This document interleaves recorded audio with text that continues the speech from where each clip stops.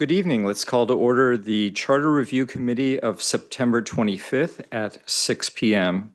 The city does not tolerate disruptive behavior in our meetings. Sunnyvale prides itself on the rich diversity of our residents. We're committed to creating a culture of belonging where members of our diverse community feel included, safe, and respected. This Charter Review Committee is considered a limited public forum, which means the committee can regulate the time, place, and manner of speech. Speaker comments must be limited to the agenda item being considered by the committee for consent calendar or public hearing items. Speaker comments during oral communications must be limited to matters within the committee's authority, generally referred to as the committee's subject matter jurisdiction. If a speaker's comments are not related to an agenda item, the presiding officer will rule the speaker out of order. A speaker will not be ruled out of order because of a disagreement with the content of their speech. Location and online meeting details are available on the Charter Review Committee's agenda. Use the Show Captions button to view captions on Zoom. Comments on matters not on the agenda must be submitted prior to the time I call the item for oral communications. Comments on agenda items must be submitted prior to the time I close the public hearing on the agenda item. Speakers are requested to keep their comments to the time period set for the public comments for the agenda item, which will be strictly enforced. Guidelines are posted on the city's website and on the Charter Review Committee agenda. And now, please stand as you are able and join me for a salute to the flag. I pledge allegiance to the flag of the United States of America and to the republic for which it stands, one nation, under God, indivisible, with liberty and justice for all. City Clerk, may we please have the roll call? Yes, Chair Larson, Here. Vice Chair Wickham, Here. Member Davis, Member Philly, Here. Member Wee, Present. Member Olafson, Member Pine, Present. Member Rubino, Present. Member Duzwanger, Here. and Member Vickery. Here. 9 present with Member Davis absent. Thank you. And Committee Member Davis's absence is excused. Now we go to oral communications. This is the public's opportunity to address the committee on topics not listed on tonight's agenda. This section is limited to 15 minutes and may be extended or continued after the public hearing's general business section of the meeting. Individuals may only speak once during oral communications. This Charter Review Committee meeting is a limited public forum, and the committee can regulate the time, place, and manner of speech. Speaker comments during oral communications must be limited to matters within the committee's authority, which is known as the committee's subject matter jurisdiction. If a speaker's comments are outside the committee's subject matter jurisdiction, the presiding officer will rule the speaker out of order. This allows the committee to conduct its business in a reasonably efficient manner and protects the rights of other speakers. A speaker will not be ruled out of order because of disagreement with the content of their speech. Please submit a speaker card to the city clerk or raise your digital hand now or dial *9 on the telephone to indicate you wish to speak. The city clerk will call on members of the public participating in person first, followed by remote participants. Speakers will have 3 minutes to speak. City Clerk, do we have any in-person participants wishing to speak on oral communications? Yes, first up is Steve S.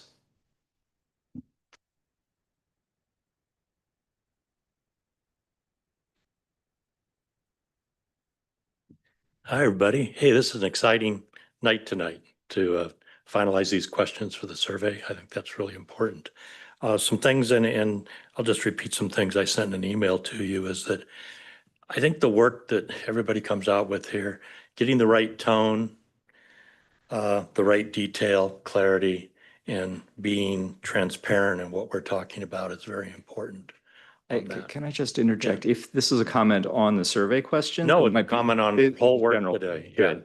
Everything, everything we're doing, Just we need making to, sure. make sure that we're presenting it in a way that's easy to understand for people. And making it easy for people to follow along with us. Okay, so I think it's an exciting time tonight. Thanks.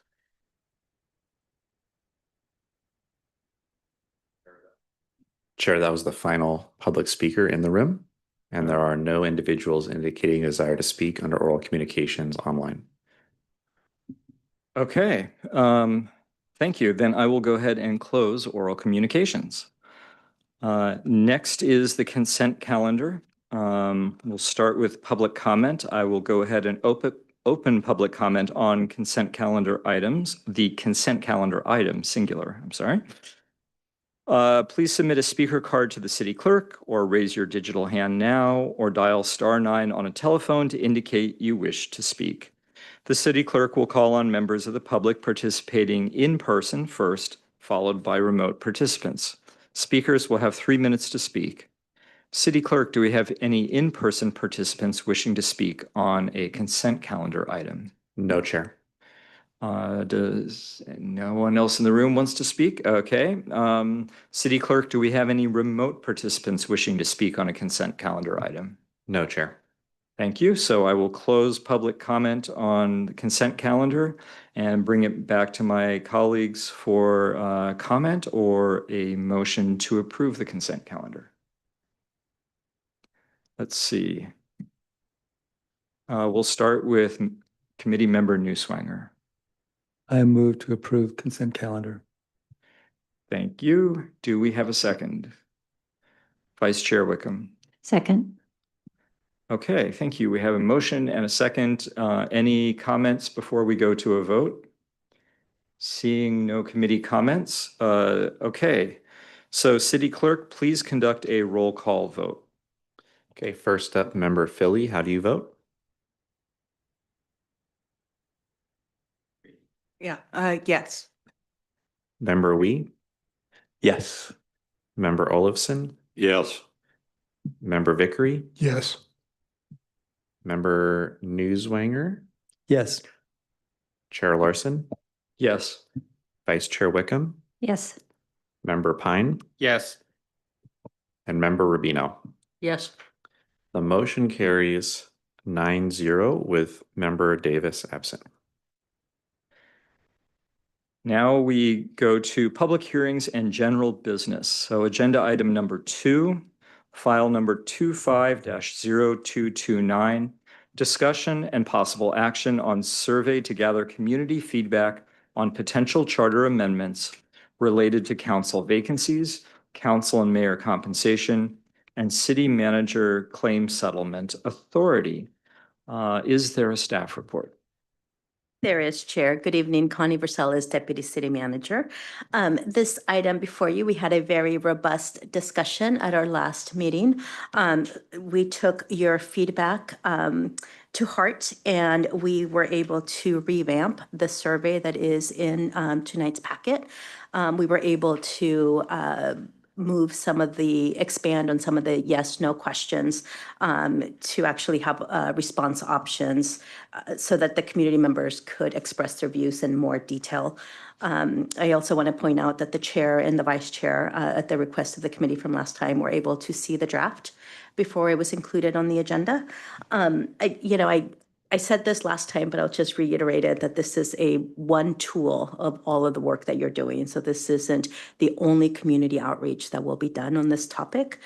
This is just a tool that you can use to gather additional feedback as you form your recommendation to City Council, which, depending on that outcome and how council takes your recommendation, there's going to be additional outreach, additional education, and additional formal polling that council is going to do on the items that they wish to move forward and potentially consider on the ballot.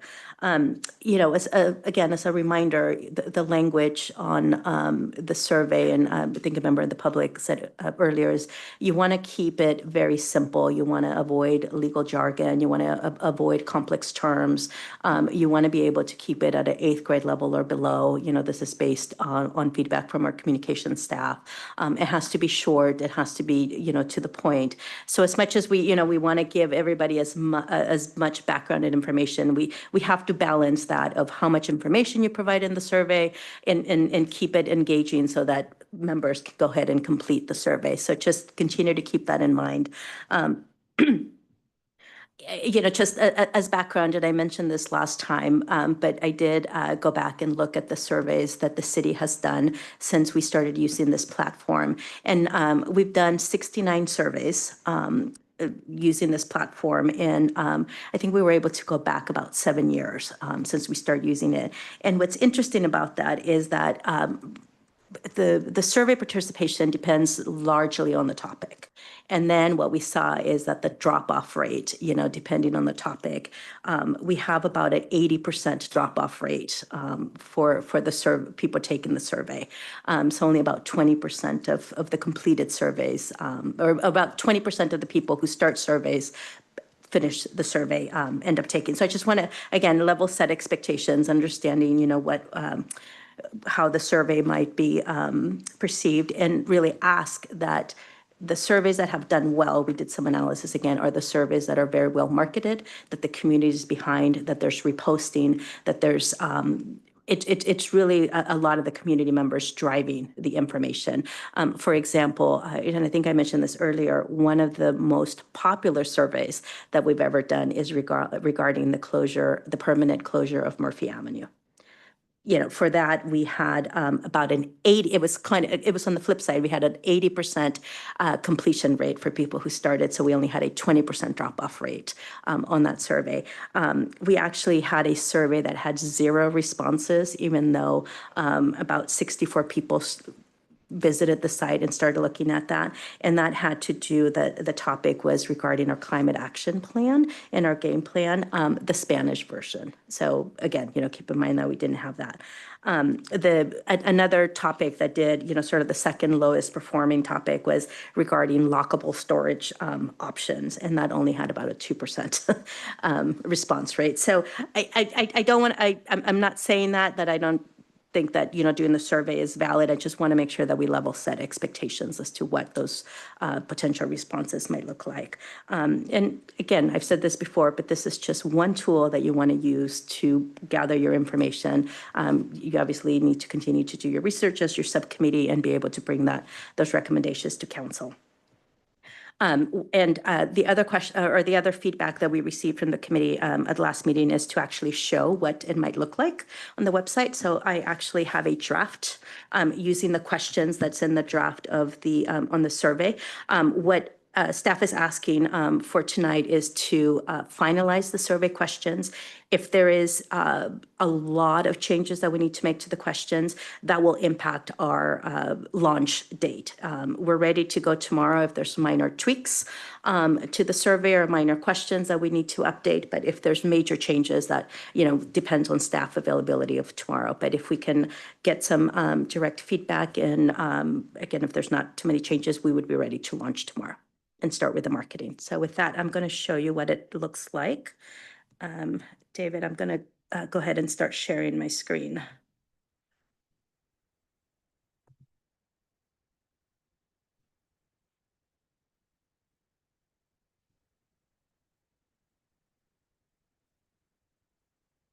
Is everyone able to see that? David, we're good online?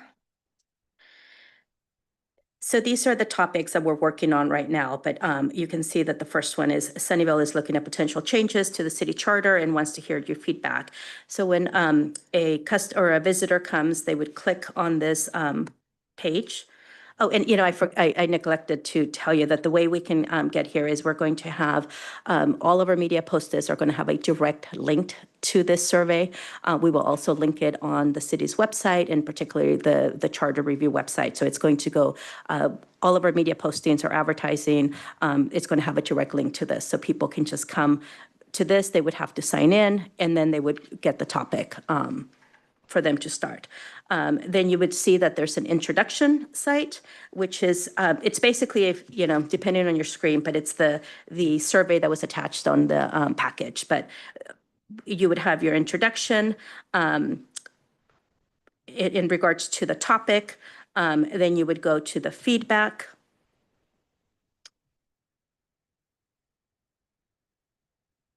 And here's the questions. This, what this will allow to do is we'll have people look at the questions, and you can see how people have been responding after. I'm sorry, I neglected to say this, is after you submit your response. I apologize. Let me go back a little bit here. You actually have to go back and take the survey, and then you would go to feedback. So here would be, this is what the questions would look like. It would have the background. You'd go into, you know, the explanation. Here's the questions. And I can slow down. I don't obviously want to read it, but I can slow down to if anybody has questions on a particular item. But it's pretty self-explanatory, right? You would click on which little circle that you want to enter, and it would be highlighted. I didn't necessarily want to click on anything because I don't want to be biased, but you could, you know, you can change your response if you want. So it has the opportunity to, if a person taking the survey wants to change their mind after either they read more questions, you can, you know, change it until you submit it. You're able to change the questions, or your responses to your questions. I should say, you can't change the questions, but you can change your responses. And then you would just keep scrolling through all the questions.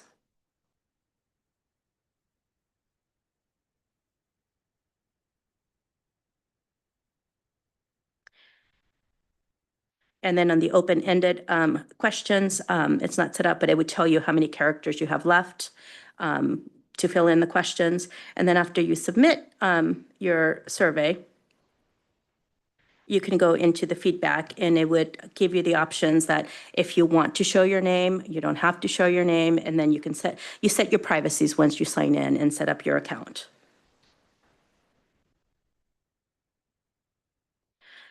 And what would be good about that is that, you know, the, oh, go ahead. If there's questions, please, obviously, I would have the chair call on you, but ask questions as we go along. Okay, yeah, Member Philly. Thank you. Do you have to sign in and create an account to be able to take the survey?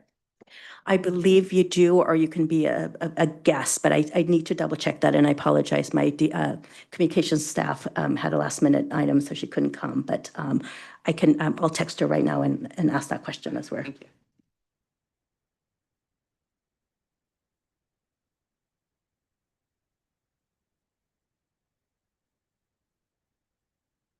Any other questions?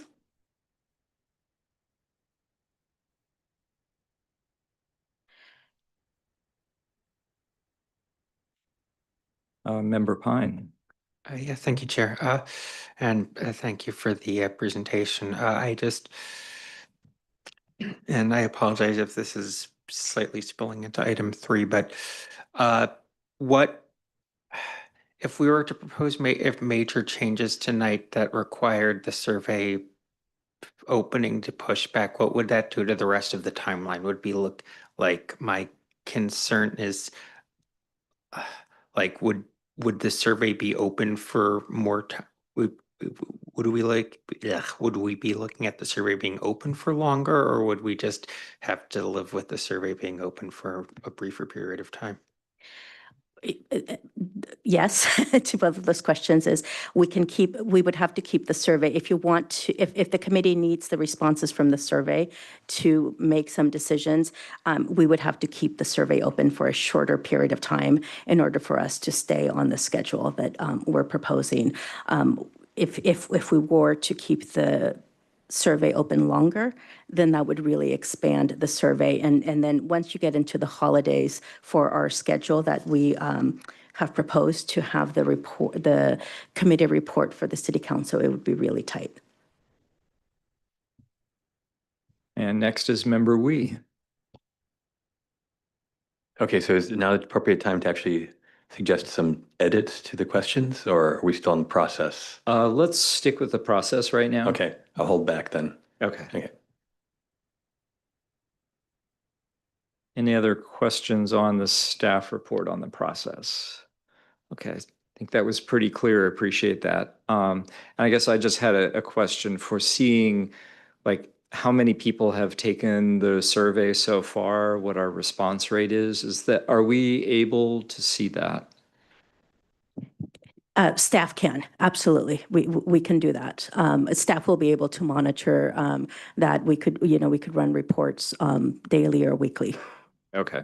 Okay. Yes. And then once the survey is over, then we'll be able to see what the overall response rate was. Yes, and based by question, we can look at how many people started that question, how many people answered that question, what were the responses.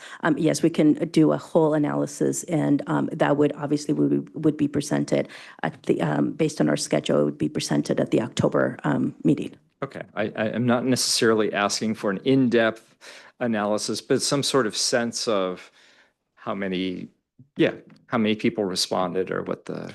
Yeah, we'd be able to run, again, how many people started the survey, what our drop-off rate was, how many people answered each question.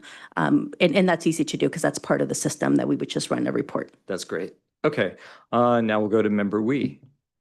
Okay, so if I got that, so midstream in this, we can get an idea of how popular the survey is? Is that what I'm just hearing? Do we figure out whether, because I sometimes I post things that are a lightning rod and I get a lot of attention sometimes. You need attention. I'll look to staff on that. Yes, staff, again, staff can monitor the daily response of the survey. And let us know how it's going midstream. I mean, as far as number of respondents, or is that visible to us already just looking at the survey? I think it's visible at the end of when you take the question, you'll be able, anybody who takes the survey can go in there Okay. and see how the responses We come. can sort of monitor that, the Yes. numbers we're getting already. Okay, thank you. Okay. Don't see any other questions from the committee at this point. So what I'm thinking, since we do have several pages of questions here, maybe we'll break this in half and also take public comment kind of in two chunks. And Chair, can I just interject? I did hand out several things. So just to let you all know what those two documents are. So the first one that's titled Vacancy Questions, Suggested Revisions comes from committee member Newswanger. And then there's a community survey that is from a member of the public, Steve S. So just letting you know that's what those documents are that were handed out to you. Okay. And the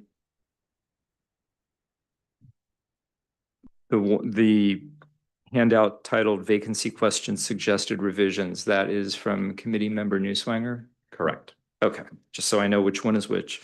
Good. Yeah, so I'm thinking let's take the questions on sections 1 and 2 first. So filling council vacancies and then council and mayor compensation. That'll be sort of the first chunk. And then the second chunk would be the rest. So city manager's authority to settle legal claims and optional demographic information. And then after we've we'll use that time for discussion.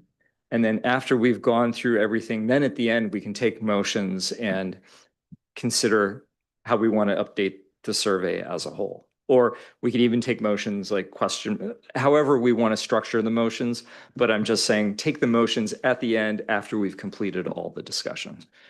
So I'd like to start with committee questions on sections 1 and 2, filling council vacancies and council and mayor compensation questions. And after the committee has a chance to ask questions, we'll open the public hearing, hear from the public, and then see if there's any follow-up discussion from the committee before moving on. So let's start with sections 1 and 2. We'll start with member Vickery. Well, first I have a process question. As we're making suggestions for edits, and particularly stylistic edits, because most of my edits are non-substantive stylistic suggestions, is there a way that we could streamline this by perhaps using the straw poll approach to determine whether people generally agree with a suggestion, and then put everything into one motion that we could, or several things into one motion. I don't want to make a motion about adding a comma here or there, and I don't think the rest of the committee wants me doing that. I appreciate that. Thank you. Yeah, I think a straw poll would be appropriate. And I would encourage the committee to consider sort of like suggestions that are not like specific words, but the intent we want to convey, because staff may want to consider the language that's used or how it fits in. So if we give them the direction that we'd like them to go without being overly specific on the words, I think that's going to be most successful. At least Hold on. There you go. I apologize that at least one of us is incapable of making that distinction. Well, do your best. And as a committee, Thank we you. will we will support whoever would like that support. Okay, let's go to member Newswanger. If I go to a car dealership and the salesman says, I have a blue car and a green car, the green car costs more. I might think to myself, well, I like green better. How much can paint be? I'll get the green car. Then the salesman says, well, the blue car is $40,000. The green car is $400,000. That would probably change my decision. So in our questions, we have, first I want to thank staff for going through the questions and revising them to make them more easy to understand. And I think a lot of what you've done is good. But there are some changes to the content, and I think that was not expected. In my view, the cost difference between a special election and a general election is so large, it is 10 times roughly. And that makes a difference, just like the green and the blue cars. I have explained, and I'm the one who passed out this 2-page handout with some, on the first page, some suggested language changes in red, and the second page in blue has some background information about why I made those changes. So I'm going to ignore the first paragraph for now, looking at the paragraph that's titled Special Election. It's basically number 1. We have an email from Connie from June 17th that said, well, following former council member Fong's resignation from council, the registrar of voters provided these estimates. April 12th, 2022, estimated cost between $1,937,773 and $3,148,882. And if the election was held on June 7th, which would be the primaries, that would, the first one was a special election, second one is a primary election. Then the estimated cost is $227,188. The difference is enormous, and that it has bearing on the way that people might answer the question. I think not giving that is like biasing the question, and it's impossible for a questionnaire taker to make an informed decision without knowing that information. So that is the first comment.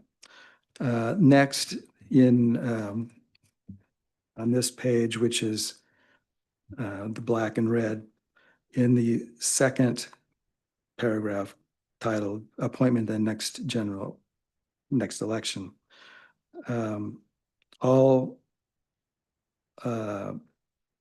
actually also in the first section as well, sorry.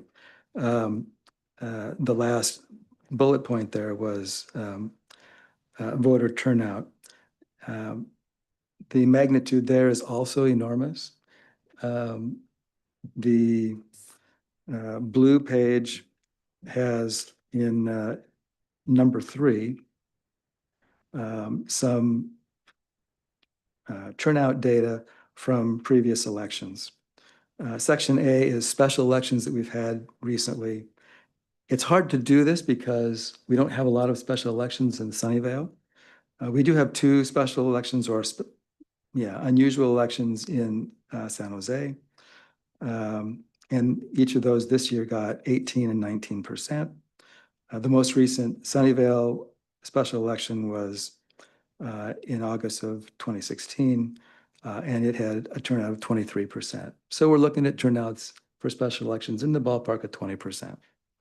Whereas the general elections listed before depend on multiple factors, including whether it's a presidential or non-presidential year.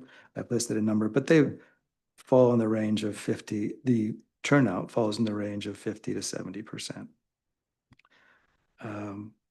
This is a big difference. I think the surveys taker needs to know that there's a big difference. And so I would add back in some indication into our question about the magnitude of the changes in those 2 things. In our committee, we decided the word much was sufficient. It costs much more, and turnout is much greater or much lower. And that was sufficient. I personally think that some sort of numerical number would be better, but I leave it to the rest of the committee to work on that. The other comments I had are mostly stylistic. I do want to just comment, I had misremembered that the goal was 8th grade English. I thought it was 4th grade. And so we're going to remove the word vacant, which you have put back in, and that's, I don't have any issue with that. The other substantive change in the background paragraph at the very beginning was, had to do with the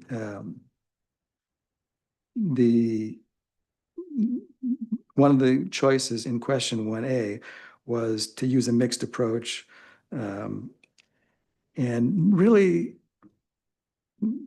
we already have a mixed approach, because if the next general election is going to be within 8 months, we don't worry about special elections or anything else. We just wait until the general election. And so I added some language about that in red in the first paragraph titled background to reflect that. I'm not sure if that's substantively important, but it makes it more accurate. That's the end of my comments. Thank you. Okay, I'm going to look to staff because I think they may have some thoughts. Thank you, Chair. And I think, thank you, Committee Member Newswanger, for that, thorough analysis and good information you provided. They're valid points that you made. The reason why, when we were looking at how to make this more direct and simple is that, elections are... they're tricky, right? And the amount varies directly. So it's difficult to say that it's always going to be, it's going to cost a factor of 10 times or 8 times, right? Because it really depends on what's going on, how many items are on the ballot, different things, right? The reason why some of our even year elections in Sunnyvale, cost less is because, we're consolidating with other items on the ballot. So it, from staff's perspective and talking to our city clerk, and I'm so glad David is here because he could maybe go into it a little bit more depth. It's difficult to say that it's always going to be 10 times more, or that the turnout is going to be significantly less, because it really, it depends on the situation. We in order to get an accurate number of how much it would cost, we would have to ask the county for a specific estimate. But that, we would say what seat, what's the circumstances, and they can really narrow down. So I think this is good information. Adding a number in regards to how much more or what the voter turnout might be, I think it'd be difficult for us, and we just found that might also be a little bit leading or misleading because we don't really have the information, accurate information to share. And then I think, the information you provided from San Jose, very valid, but I think also very different community and very different, situation. One of their districts is probably as big as the entire city of Sunnyvale. So I just want to make sure that everybody kind of keeps that in mind. Okay, thank you. We have a number of questions from the committee, so we'll go now to Member Pine, followed by Member Olafson. Yep, thank you. I was just going to echo to support for some clarity around general election specifically. I think that I am concerned that as written, we've kind of eluded some of what I thought we were kind of aiming at with this charter amendment, which is about moving elections away from primary elections, which we don't even really discuss here. And I think we can't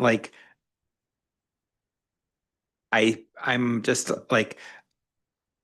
because we've discussed previously, you're going to have, and I'm not saying we should put this in the way I'm phrasing it, but broadly speaking, you're going to have the lowest turnout at a special election. You're going to have an in-between level of turnout at a primary election, and you're going to have the highest turnout at a general election.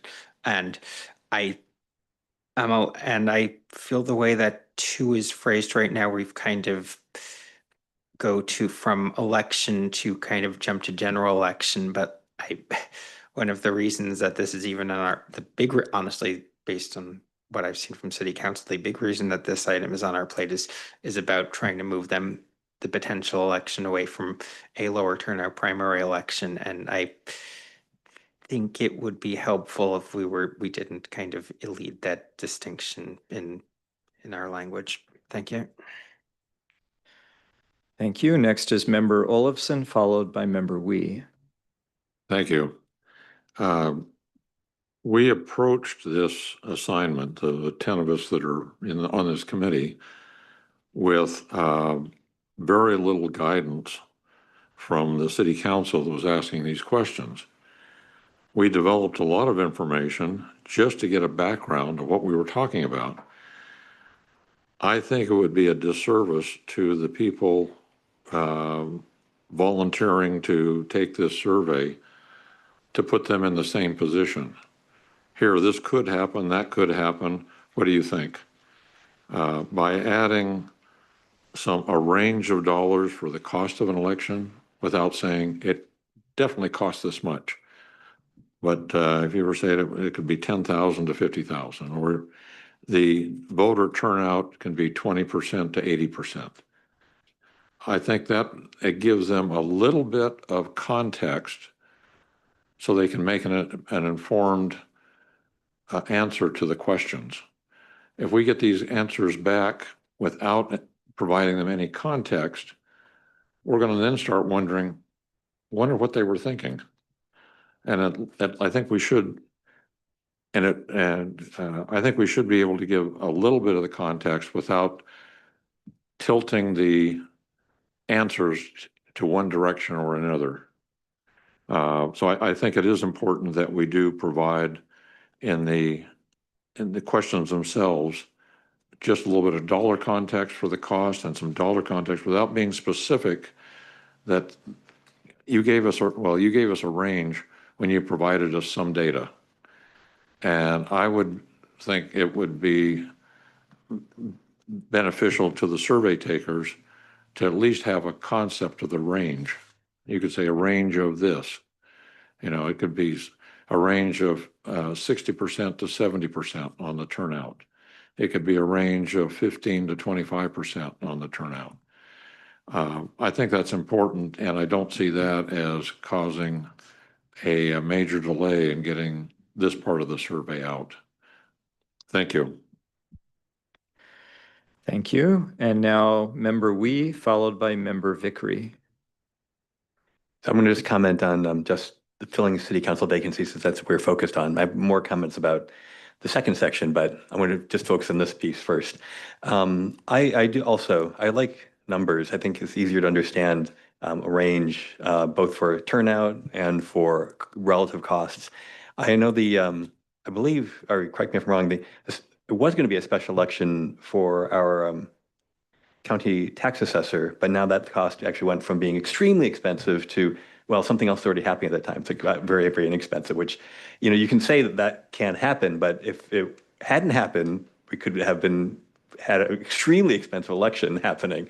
And I think it's worthwhile to have our survey respondents educated about the range and the possible costs, because it is really, really expensive if you're the only thing on a special election. They should know that. It's just not a little bit, it is a lot.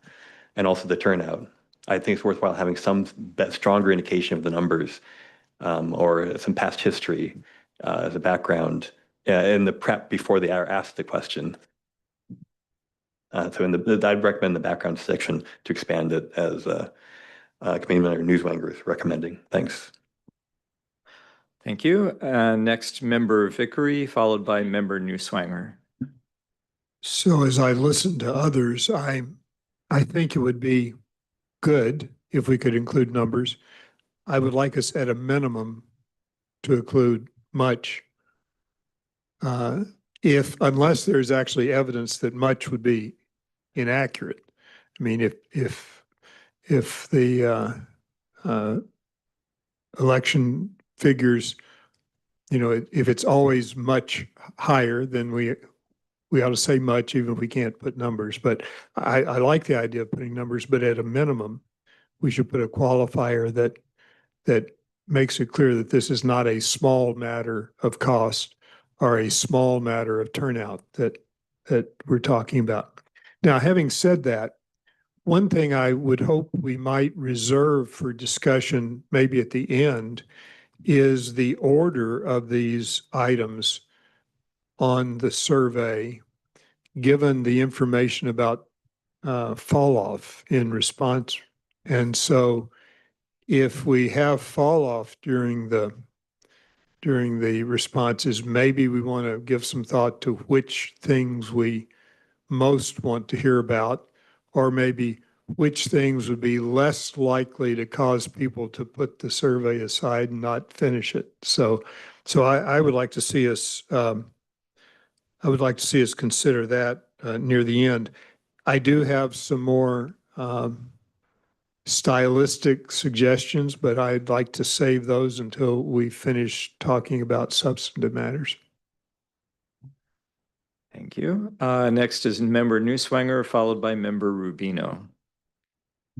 Well, members Olafson and we have pretty much said what I was going to say. I can't think of a time when a special election was not much more expensive and when turnout in a general election was not much more than in a runoff or special election. Thank you. Thank you. And next is Member Rubino. My comment is, I don't think people are up on civics, like zero. And I think we need to define special election and we need to define general election. And I think there needs to be, like in a little box or something or a sidebar. Because I don't think people know I don't think people know what they are.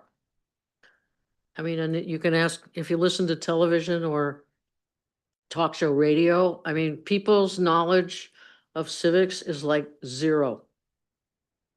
I mean, I think this room does not represent the general public in the United States.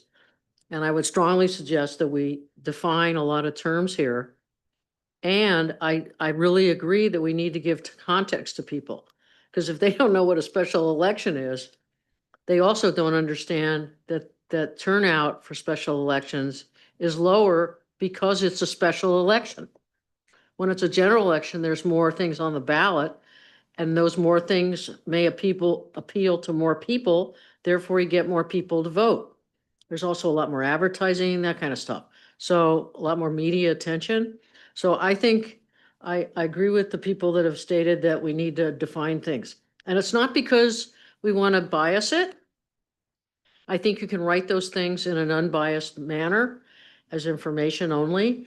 And I was thinking that we could do a chart on voter turnout, general versus special, but most people don't understand charts, so you can't do that either. But if they understand those round things, what do you call those? Circle charts.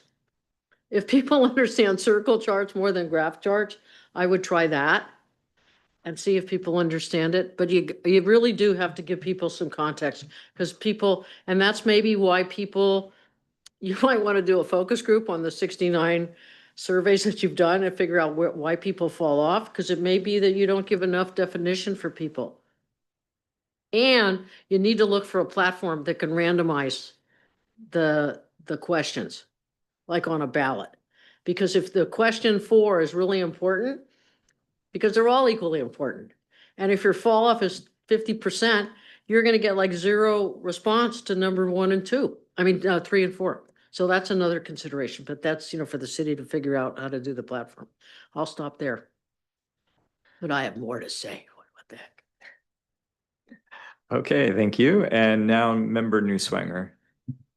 I was just going to respond to Member Rubino and talk to staff about, you've already included some language to define a special election. You said a new election is scheduled for the next vacant seat. We could say, schedule an extra special election, something that defines what it is.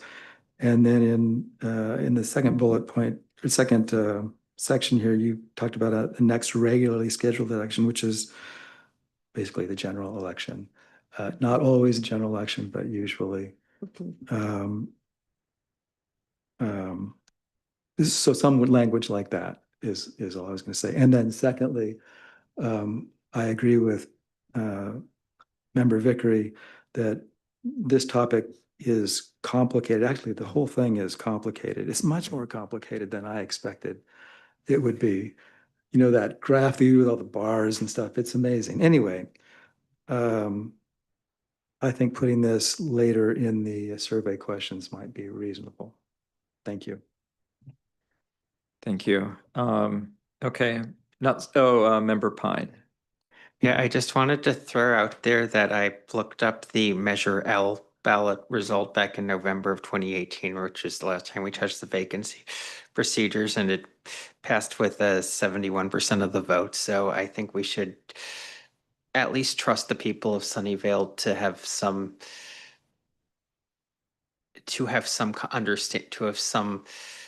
basic ability to think through vacancy procedures. Vice Chair Wickham, followed by Member Vickery. I'll just say that I do agree with putting qualifiers in for significantly more, much more, whatever we decide, or significantly less, much less. And I did also, under the first question where it says usually takes 6 to 8 months to complete, I thought it might be important to state that the seat remains vacant during that time. Maybe you can interpret it just from how it's said, but it may need to be specifically stated. And then in question number 2, the second one, appointment lasts until the next regularly scheduled election, 3 to 26 months, depending on timing. The phrase just seemed very ambiguous, depending on timing, and maybe could be cleaned up a little bit to say, like, depending on when the vacancy occurs in the election cycle or something. That's it. Thank you. Now Member Vickery. So I'd like to move to my stylistic items if people have exhausted the more important items. Council member as one word is not wrong, but council member as 2 words is also not wrong, and it's easier to read. So I would suggest we go with city council space member. I apologize, but grammarians are about 50-50 split over what's called the Oxford comma, which is the comma My gosh. in front of and or. And actually, in this document, at one place, the comma is used and one place it isn't. And I would suggest that we use the comma in front of and or in all cases, because even grammarians who don't recommend it admit that it's clearer. So I think clarity is a good thing.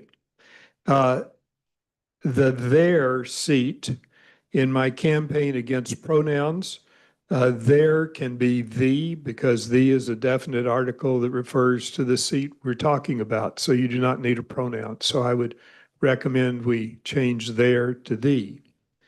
Now, I'm going to drop all the way down to question 1B and suggest that the explanatory information after in each of the options be in consistent format so that we use either a long dash or parentheses, not a mixture of the two. And I think the long dash in the first option works pretty well. So I would suggest that stylistic change. And then my last one is back up in item 2 in the general language about things that happen with appointment. And I would suggest that read, the appointed council member can run as an incumbent in the next election.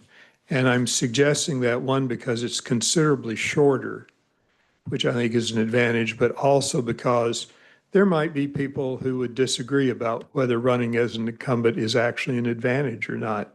From things you hear, I think it's an advantage, but I've heard people suggest it might not be at the present time. And as far as reading level, I did think about, does that meet the 8th grade reading level? Well, we are asking people if they're registered to vote and if they're voters, and if they're registered to vote and are voters, I suspect most of them know what an incumbent is. So I would suggest that shorter language there that gets out the aspect of incumbency being an advantage. All right, thank you. Now, Member Rubino. I just have one nit, and that is on the special election, the second bullet, usually takes 6 to 8 months to complete. I'm not sure that's clear. Is the election does that mean the results take 6 to 8 months? Or it takes 6 to 8 months to do it, or to put it on the ballot? So I don't think that bullet is clear. Chair, if there's an opportunity, I'd like to make a couple comments before. Yes, this would be a good time. Okay, well, first off, the comment about running as an incumbent, someone who is appointed to council has the option to run as an appointed incumbent. They cannot run as an incumbent. If you are appointed by council, you can choose a different profession, vocation, or occupation, but you cannot be an incumbent. You are an appointed incumbent if they choose that as their sole profession, occupation, or vocation. As your elections official, I would say that all of Sunnyvale's elections are extra special. So that's an important factor there. But then when we get towards the numbers, registrar of voters gives us an estimate the day we request it, based on how many registered voters there are, given an estimated increase.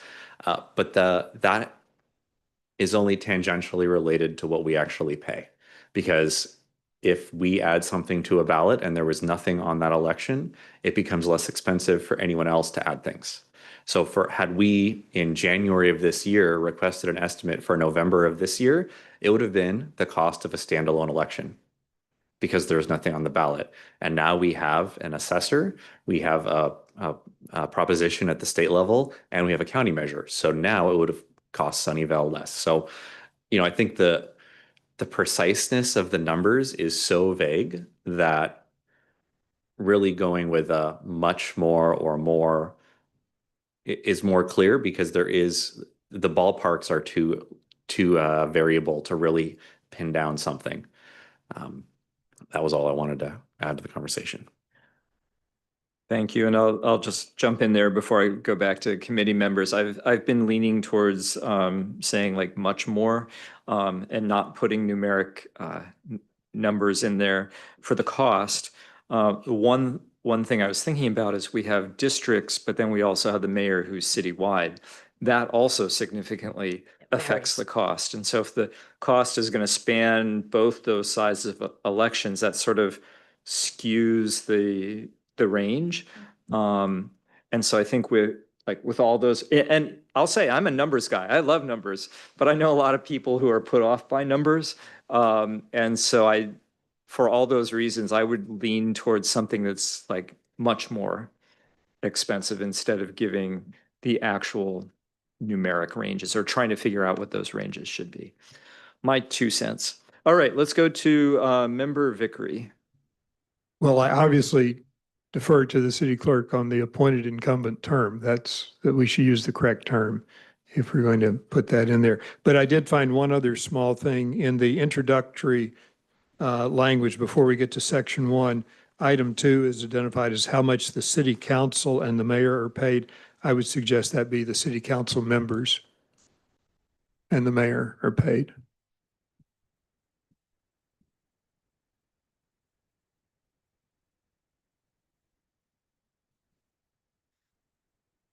All right, I'm seeing nothing else from the committee. We will have a chance to discuss more later. Okay, let me go to staff. No, I just wanted to add that, based on the feedback that I'm hearing, and if if you don't add the numbers and just add the much and some of the stylistics changes, so far what I'm hearing is if you stick to that there shouldn't be any issue why we couldn't move forward with launching the survey, at least on the first section. I'll wait till the second section, but I wanted to provide an update as I'm tallying the responses over here. Okay, let's go to Member Rubino. Yeah, as long as you brought up, Member Vickery, as long as you brought up number 2, number 1 also has the same problem.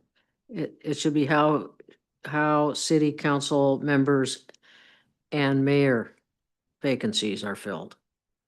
Because the mayor could also become vacant. So again, I think one of the things that's clear is you have to be consistent on this stuff. You have to get it, your advertising head on. So I don't know what that's called, the nomenclature of that, but all bullet points need to be consistent.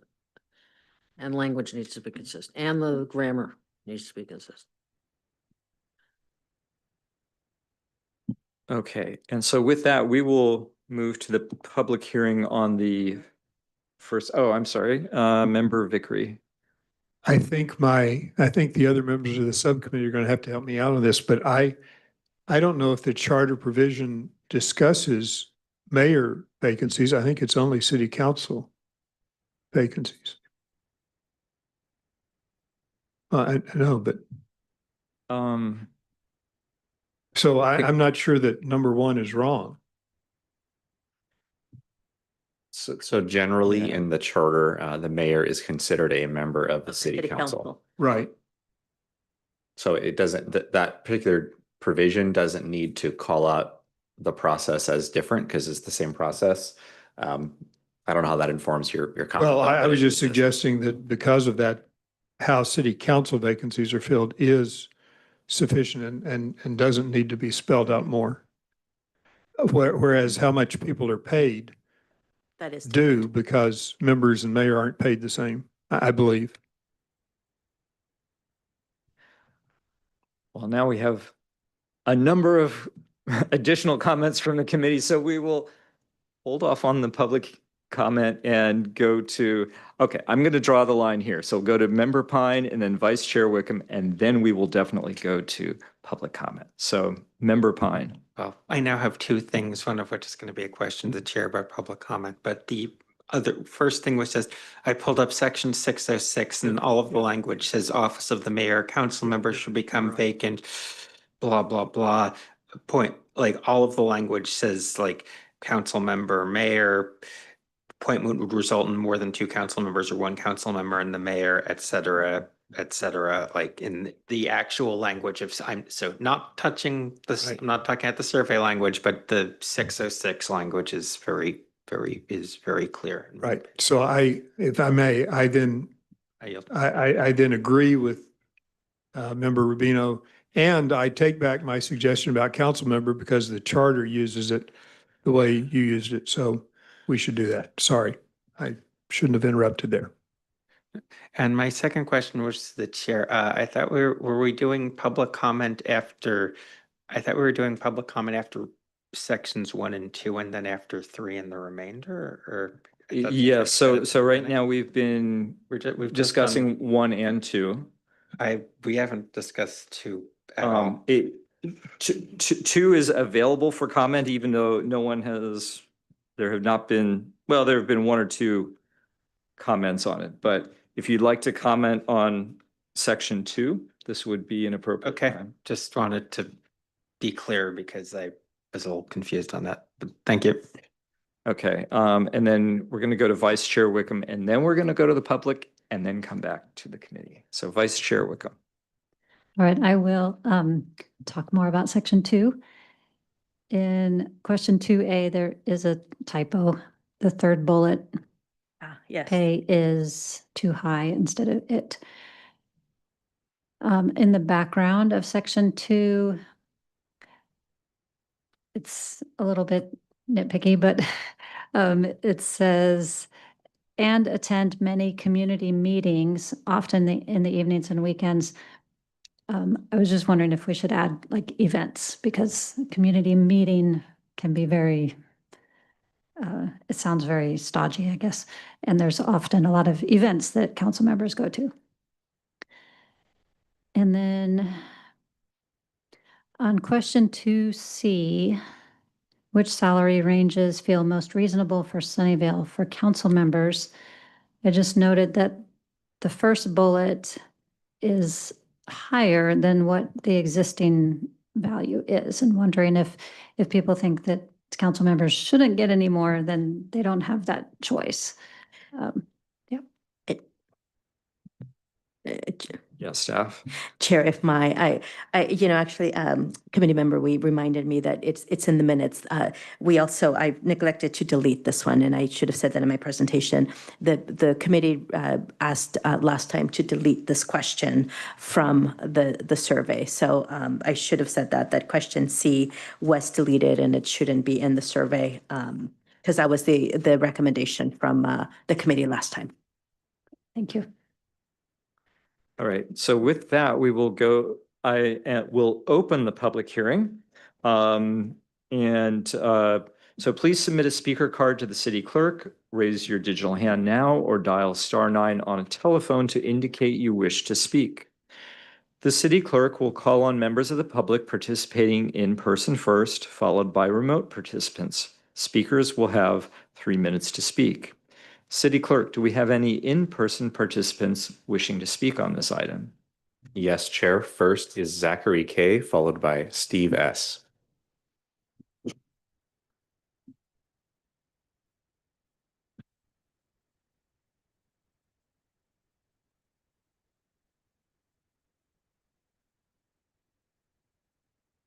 You might want to be looking at your copy of the community survey on potential charter amendments for the duration of this narrative. Point number 1, section 2, council and mayor compensation under the background heading. Quote, the city council and mayor provide policy direction to staff, attend over 50 formal meetings and attend many community meetings, often in the evening and weekends, close quote. Intergovernmental meetings were omitted. Perhaps we can hear from the expert on the dais, but I suspect intergovernmental assignments take up equal or greater time than community meetings. Being present in a ceremonial capacity was omitted too. Point number 2, the following concept was missed from under the aforementioned background heading. Here's a sample sentence. Historically, council members and the mayor typically hold office in addition to their real career. Point number 3, also under the background heading. Current pay, council $3,113.83 a month, $37,366 per year. Mayor $4,151.83 per month, $49,822 per year. That needs to read current pay, council $3,113.83 a month, $37,366 per year, and full benefits.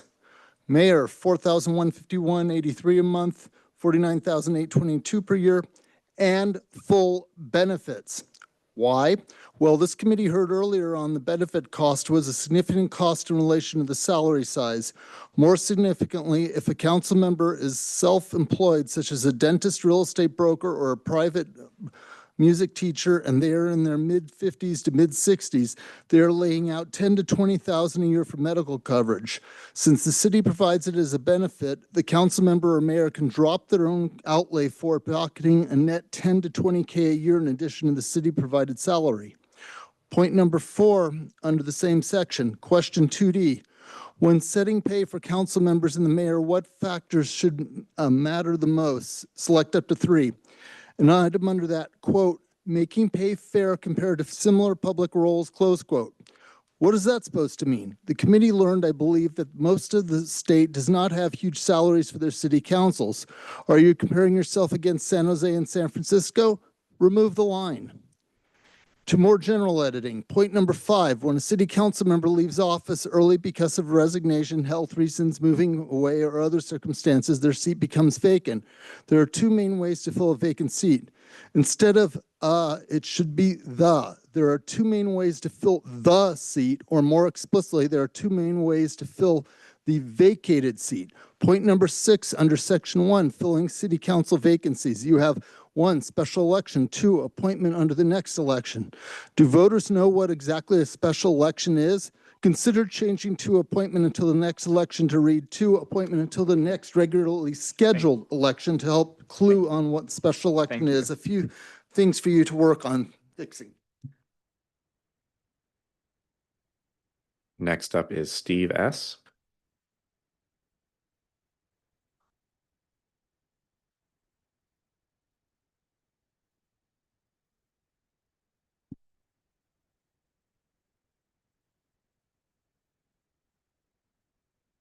Just gonna make sure this works. Am I holding it backwards? No. Okay, now I know it works. Okay. All right. So this is through item 2, correct? Okay.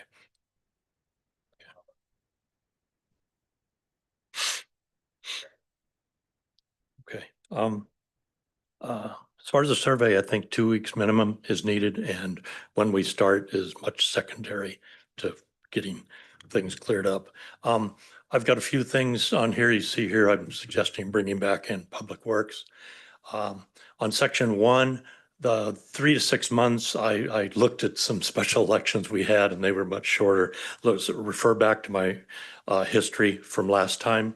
When after the 1976 election, we had special election, special election, special election, December to March, July to November, and so on. So we did these much quicker, and they were all special elections like they were supposed to be. Cost more, may cost more. We don't really know the magnitude. The incumbency and which can disadvantage other candidates, I think we need to be clear about that. Vacancy mixed approach sounds like a great idea. I've suggested that you consider appointments longer than 10 months would have either a general or a special election. That needs to be in there. Question 1B, I think it's very important to say that interim appointments due to federal state requirements are not counted in the limit. They need to know that so they could have more than 2, and that is absolutely necessary to have. Section 2, mayor and council background. There's a lot of things rearranged. One of the paragraphs. The most important things are, I counted the meetings for this year. I think it's 39. So about 40 was a good number, plus many community meetings. The city mayor usually responds to major issues. They're not required to be available 24/7. And on the pay, break it down into hourly. I've discovered there are non-mayor council members. Some of them are spending less time, they're being overpaid when you look at the hours here. And also we have to add the benefits in there, must have that. That's there. Compensations, a statement of mayor and compensation includes benefits not reflected in the monthly pay. And when you have question 2B about full-time year-round, well, we need to be emphasizing that if we go backwards here, on the first item here was added, the roles are part-time and not considered livelihood or career roles. We need to emphasize that right out in the open. We operate in a council manager government. On 2B, many workers work considerably more than 40 hours a week. So I think you need to preface that there. I could not find that 152,000 per year. I found 118 or 123 by a survey, but I don't know where you got that number. But if you clarify it with considerable more than 40 weeks. And these questions, I think you should leave them. I think they're great. Maybe you need to make the first bullet on each 35,000 or something. But other than that, and then 2D and 2E, you can look at some suggestions that I had there. Okay, so I'd like you to consider these, please. All right, thank you. Come back later. Thank you.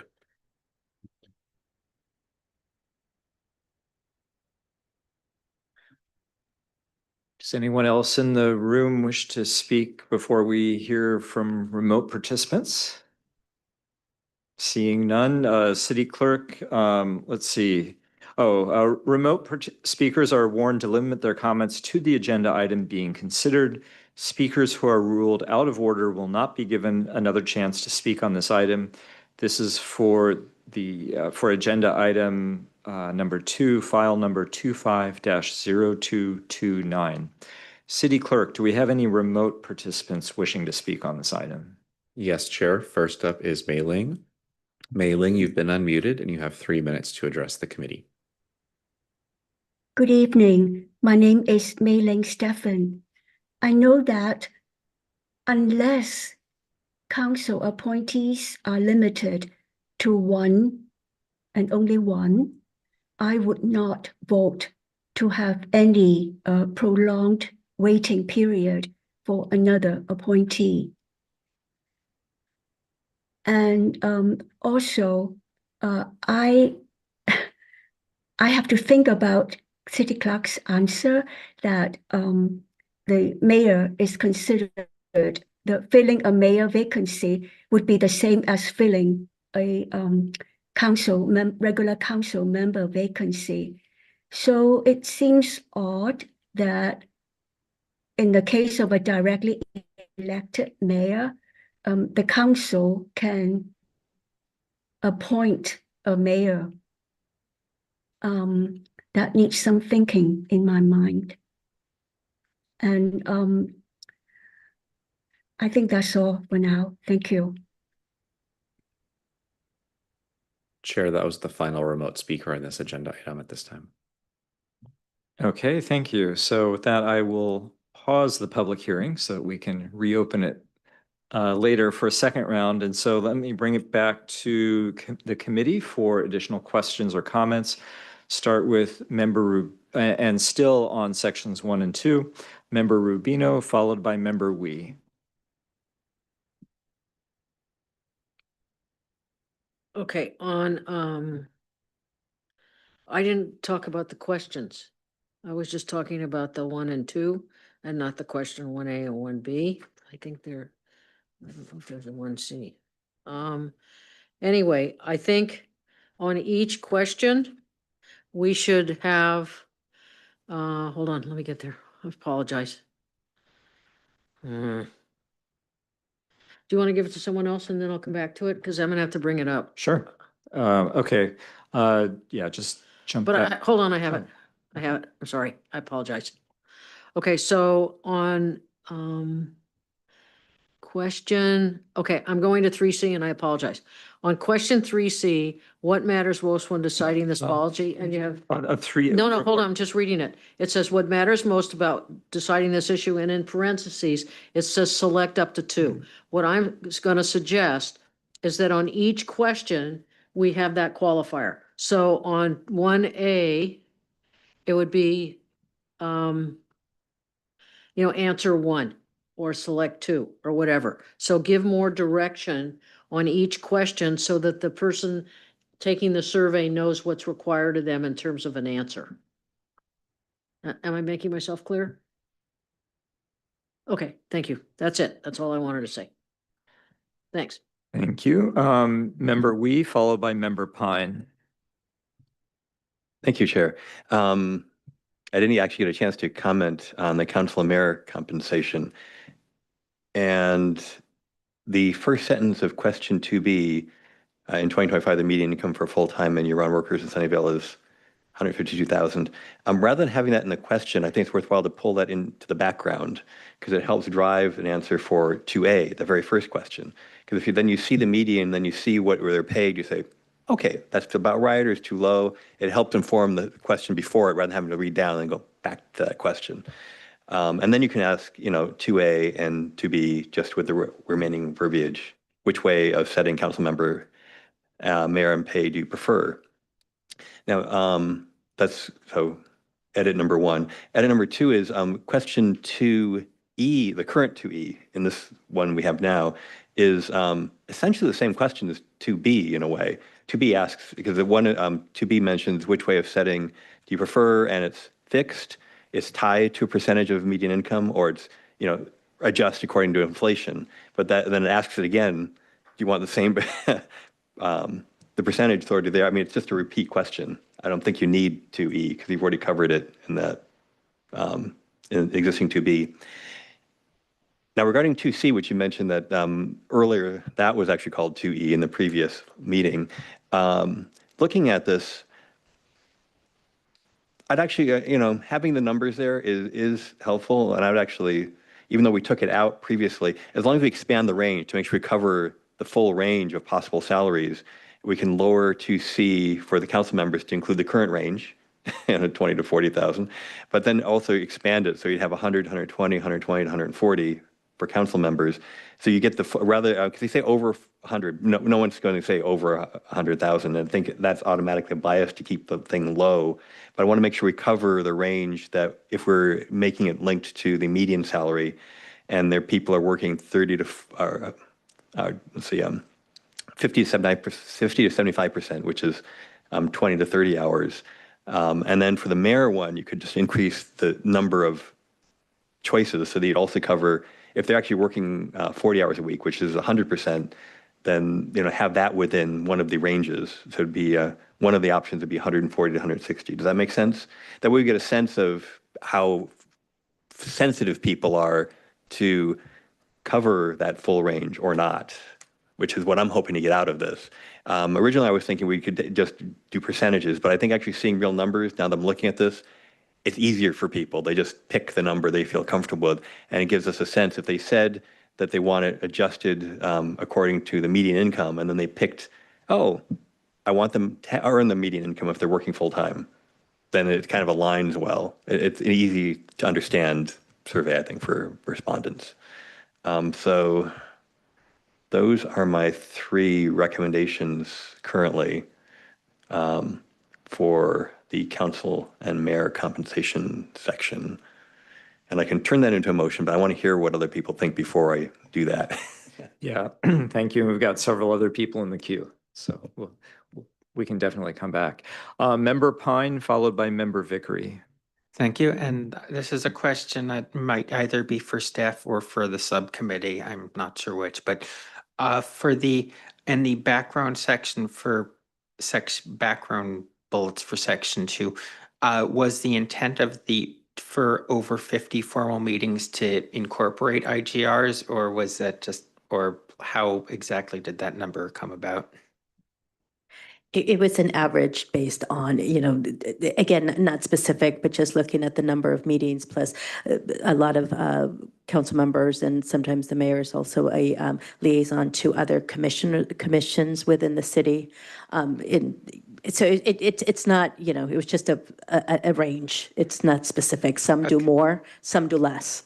Okay, yeah, I do think, as was pointed out by a member of the public, it is useful to consider, intergovernmental responsibilities, in that I personally don't think it would be particularly useful to call that out by name. I think that would I don't think the average person knows what an intergovernmental assignment would be, but I do think that's worth including in the count because it is something that the average city council member is doing.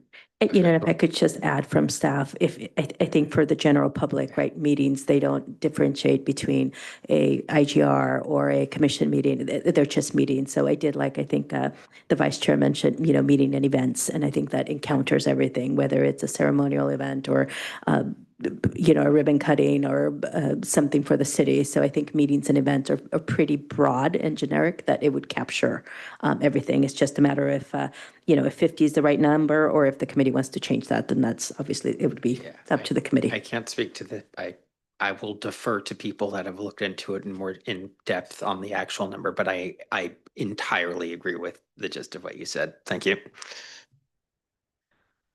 Thank you. Member Vickery, followed by Member Newswanger. So my first comment is on the first bullet of the background. Just in terms of wording, I think we could say, get rid of the comma and say, and attend over 50 formal meetings and many community meetings, and get rid of the second attend, just to shorten that a bit. I have a question about the time commitment item. I think we individually, or maybe, I don't know that as a group, but we have heard from current council members and mayors on this issue. Maybe we don't want to say that because it appears that they're trying to have a thumb on the scale here. But as far as factually, I don't know whether we need to say that we've heard that from current officials or not. And at least I've heard that the mayor may spend more than 40 hours a week. So factually, I think 40 hours a week or more might be factual. I don't really have a suggestion for what that says other than that it be accurate. And we can, I guess, talk about what accurate means. In question 2B, link salaries to another standard such as inflation. I think I'm okay with that. I think I understand inflation to mean a standard like the consumer price index, because I don't think inflation is a standard, but I'm not suggesting we put consumer price index in place of that. And if there's somebody that's nitpicky and says, well, that's inflation isn't a standard, I think it's probably okay, but I just wanted to raise that if anyone else had a concern. In question 2D, I think we can significantly shorten the next to last bullet point by saying officials instead of council members and the mayor, since we used officials in bullet 2. So I would suggest we could write that one as paying officials enough to live in Sunnyvale and make it considerably shorter than it currently reads. And then I have a problem with the structure of question 2E, and I think we did actually talk about this some at the previous meeting. I know that we decided we didn't want yes or no answers to questions because we talked about no being creating some bias. I think no creates a bias when you're talking about changing something. And we would not be talking about changing something if we ask the question, should pay be adjusted automatically each year, yes or no? So we get an answer to that rather than putting that as the third item that then basically is inconsistent with the premise of the question you just asked. So to me, it's hard to get my head around a question about if pay is adjusted automatically each year, the third choice being, oh, I disagree with the if premise. So I think it would be much clearer to ask, should pay be adjusted automatically each year? Yes, no. And then if so, what should it be based on? And then give the options of the two options that are there and then not sure. Oh, and by the way, I think the in front of Sunnyvale's is just a typo. I think that should just read same percentage as Sunnyvale's minimum wage. But anyway. Thank you. Member Newswanger, followed by Vice Chair Wickham. I just wanted to respond to community member Mei-Ling Steffen's comments and basically ask a question of staff. I always, when I was thinking about vacancies, I was thinking about city council members, but not really the mayor. Is there a significant difference? Should we consider appointing a mayor to be a different animal than appointing a council member, or is it, I mean, is that the same? Is there some reason to treat it differently? It would be the same. Again, it's a council and mayor vacancy. It's the same body. So I don't, I'm looking at Melissa or David to see if they have a different opinion, but it would be the same. So the charter currently treats them the same. Yeah. If Sunnyvale had a strong mayor, then there would be a really good argument to have a different process for the Yeah. mayor. Generally in Sunnyvale, the mayor is one of the 7 members of the council, and they are responsible for chairing council meetings, and they have a few other ceremonial roles. But generally, the charter considers the mayor a council member with those additional duties, as opposed to a wholly separate sort of larger role. The committee may feel differently about that interpretation of the role of the mayor, but generally that's the reason that mayor doesn't have a separate process currently in the charter if there's a vacancy. And if I could also add, if we remember when council did give us direction on this, they were very clear that they didn't want to change the role of the mayor. They wanted us to look just at the compensation part of it, not changing what the role of the mayor would be or expanding on that. So if we could just keep that in mind as well. Okay, thank you. Thank you for clarifying that for me, and I don't have any suggestions for to change the questionnaire. Thank you, Vice Chair Wickham, followed by Member Wee. Yes, I just wanted to note in question 2B, the first bullet says, keep salaries fixed at the flat amount, only changed by voters. And they're not actually fixed in the charter. It says an amount, but it's not the amount that was said in the background. And it is adjusted every year according to the Consumer Price Index. Yeah. So maybe just change that somehow to make it more accurate. And then question 2D, first bullet says attracting a more diverse group of candidates. I think we could just remove more, attracting a diverse group of candidates. Other little nitpicky grammar things. On the third bullet, keeping costs low for taxpayers. We don't need the taxpayers. Question 2F. I was wondering if that word discourage is needed or it could be expanded. So besides pay, what other reasons might encourage or discourage people from running for mayor or city council?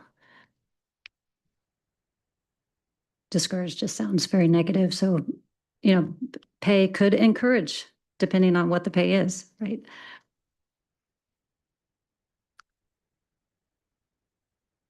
And that's it. Thank you. Thank you. Member Wee, followed by Member Rubino. I actually had a question for a committee member Vickery, because you were commenting on 2E, and I thought 2E was very overlapped with 2B. And it would be simpler just to eliminate 2E, but you were actually commenting that you thought the change was worthwhile or how the change was happening would be a separate question. Yeah, Member Vickery, would you like to respond? And I clearly wasn't commenting on that because I hadn't thought about that. I was simply commenting on the fact that one of the answers in 2E essentially contradicts the premise of the question. And I thought that was confusing. And so the way to fix that is to ask if pay should be adjusted automatically, yes, no, and then if so, give the options for how to do it. I was just suggesting for him. I was not relating it back to other questions, but maybe I should have. Yeah, I was proposing potentially just eliminating entirely because I thought 2B covered it well enough. I'm just trying to shorten things, fewer questions. That's it. Thanks. Thank you, Member Rubino.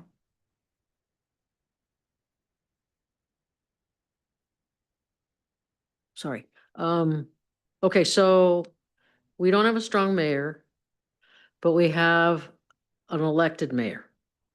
And I'm wondering if the charter needs to reflect that when there's a vacancy in the mayor, that you don't just appoint a mayor, that the council should decide who the mayor is and you appoint a council person. And I'm wondering if we've missed something here, because this is really important.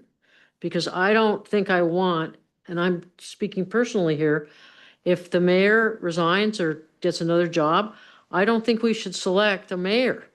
I think we should select the council person, and then the council would decide who the next mayor is. And remember, we have a vice mayor. So why couldn't the vice mayor be the mayor for that year? And then you do if there's and I think we goofed here. I'm sorry. And I hate to throw rubber into in the mix here, but I think we need to address this possibly. I'm saying possibly because I really don't know the answer, but I really don't think you want to replace a mayor. I think you want to replace a council member, and then the council can determine who the mayor is. I'm trying to follow the question, but, council members have districts, right? The mayor is at large. So that's the first thing. And then again, I think we're veering a little bit off task in regards to the No, you're survey. right. I'm okay if we discuss this later. Yes. But I think there's a special situation, because if Larry decides to retire or, he becomes something else, I don't know about you guys, but I don't want the council appointing a mayor. And that would be part of the subcommittee analysis when you write Okay. your report. But Good enough. if again, the question we're discussing right now is just the content for the survey. Good enough. I just thought I'd bring it up. Yeah. Okay, thank you. And just as, as I'm listening to all the discussion, there's a lot of good feedback about the language and the intent of the various questions. And I think a lot of energy and interest in getting a good survey. I'm also sort of feeling a tension between that and the need to keep this a simple survey to encourage more responses, and that this is not putting an item before the voters. This is taking a temperature. And there won't be nearly as much outreach or background information as I wish people would have. Some people answering this will know the stuff in depth and not need that. Other people will probably have they won't have such a good understanding of what we're asking about. That's just the nature of the survey. But I think all we're doing at this point is taking the temperature, and this is going to be one data point that informs our decision. It's not making the decision for us. So I just ask the committee to keep that in mind, because I can feel just in myself, there's I wish we could educate the community on all the nuances here, and I just don't think that's going to happen within the survey. But we want to keep it something that still is, it's informative, but it's not definitive, if that makes sense. So anyway, just throwing that out there. I'll bring it back to the committee, to Member Philly, followed by Member Vickery. I'm sorry, Chair, if I could just interject. I think just for the simplicity of, the meeting, I've been taking notes, and I get the grammar and the consistency. So I don't, if you're okay with that, I don't think we need to rehash that. I really want more of the substantive of the question. If you really want to add a word, delete a word, and I can just say, based on hearing this, if we want to change, the cost of the elections much more, or the turnout, much lower, staff can take that without a motion. If you're okay with that, we can do a straw poll on doing that, and I'm happy to take that and as a recommendation, or not a recommendation, as direction. Why don't we just do a quick straw poll right now on those two items specifically? So first one is it okay on the cost of the election to say that the cost of a special election is much more? So All those who are supportive of that, please raise your hand. And I think I'm seeing it's unanimous. And confirm it's much more. Much more, Thank you. yes. And then the recommendation for the turnout was that the special election, the turnout is much less. Much, yes. Okay, so all in favor of that language, please raise your hand. And again, it looks unanimous. Okay, whew, thank you. Speeds up the process. Thank you. Okay, let's go to member Wee. Philly first. I'm sorry, That's okay. Yes, member Philly. So I have two things. One is a point of order comment. In the consent calendar, I should have abstained. I wasn't here at the last meeting and I misspoke, so I apologize for that. And I believe it's actually okay to vote. I did watch the meeting, but I didn't. Right.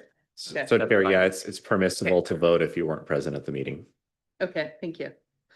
But I do have a question with the 2F.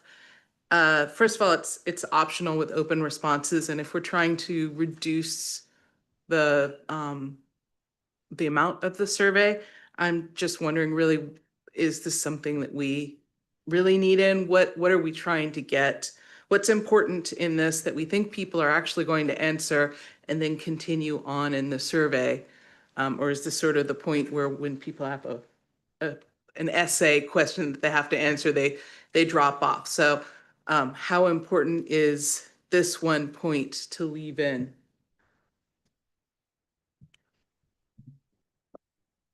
Okay, yeah, thank you. Good point. All right, now member Wee, followed by member Vickery. For my edits for section 2, I like the straw poll thing, just make it quicker and easier and just itemize things rather than having to combine things into a big lump.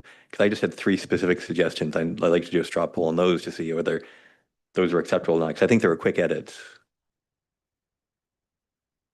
Yeah, please go ahead. So the first one was just moving that one sentence from the beginning of 2B, in 2025, the median income for full-time year-round workers in Sunnyvale is 152,000, just moving that up to the background section, so it precedes the whole section there.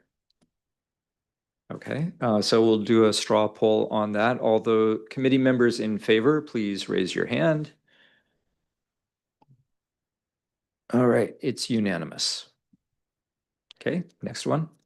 Okay, and then 2C, although we had said to remove it earlier, now that I'm looking at this, I've come back and I'm saying, okay, it's easy to understand, but I just like the range is expanded for the council members to cover their current salary and then go up through, it'd be 100, 120, 120, 140 for the council members. Then the mayor would go up to 160. So basically cover as if they're doing a full-time median. So that question is just whether my fellow committee members are okay with this expanding the set of ranges so it covers that whole gamut. And then have over 160 for the mayor and over 140 for the council members. Does that make sense? Or do you want to? It does, but there's enough in there that I'm gonna ask that we do that separately, not as like a single straw poll right now, because someone might support putting in the numbers, but a different number of ranges. I mean, like $30,000 chunks rather than $20,000? Or how high we go, or yeah, I'd rather have, I think more, I don't feel like we've reached consensus on that. Okay. And then Chair, just since the committee did take action specifically to remove that question, I think it would also be important to have specific direction to bring it back, just to align the record from the last meeting to today's meeting. Okay. Yeah. And the final one was, I still feel 2E just overlaps too heavily with the existing question 2B, and we get enough of the information from 2B. I don't need 2E. Okay. But I don't know how other people feel about that, if they want that explicitly called out or not. Yeah,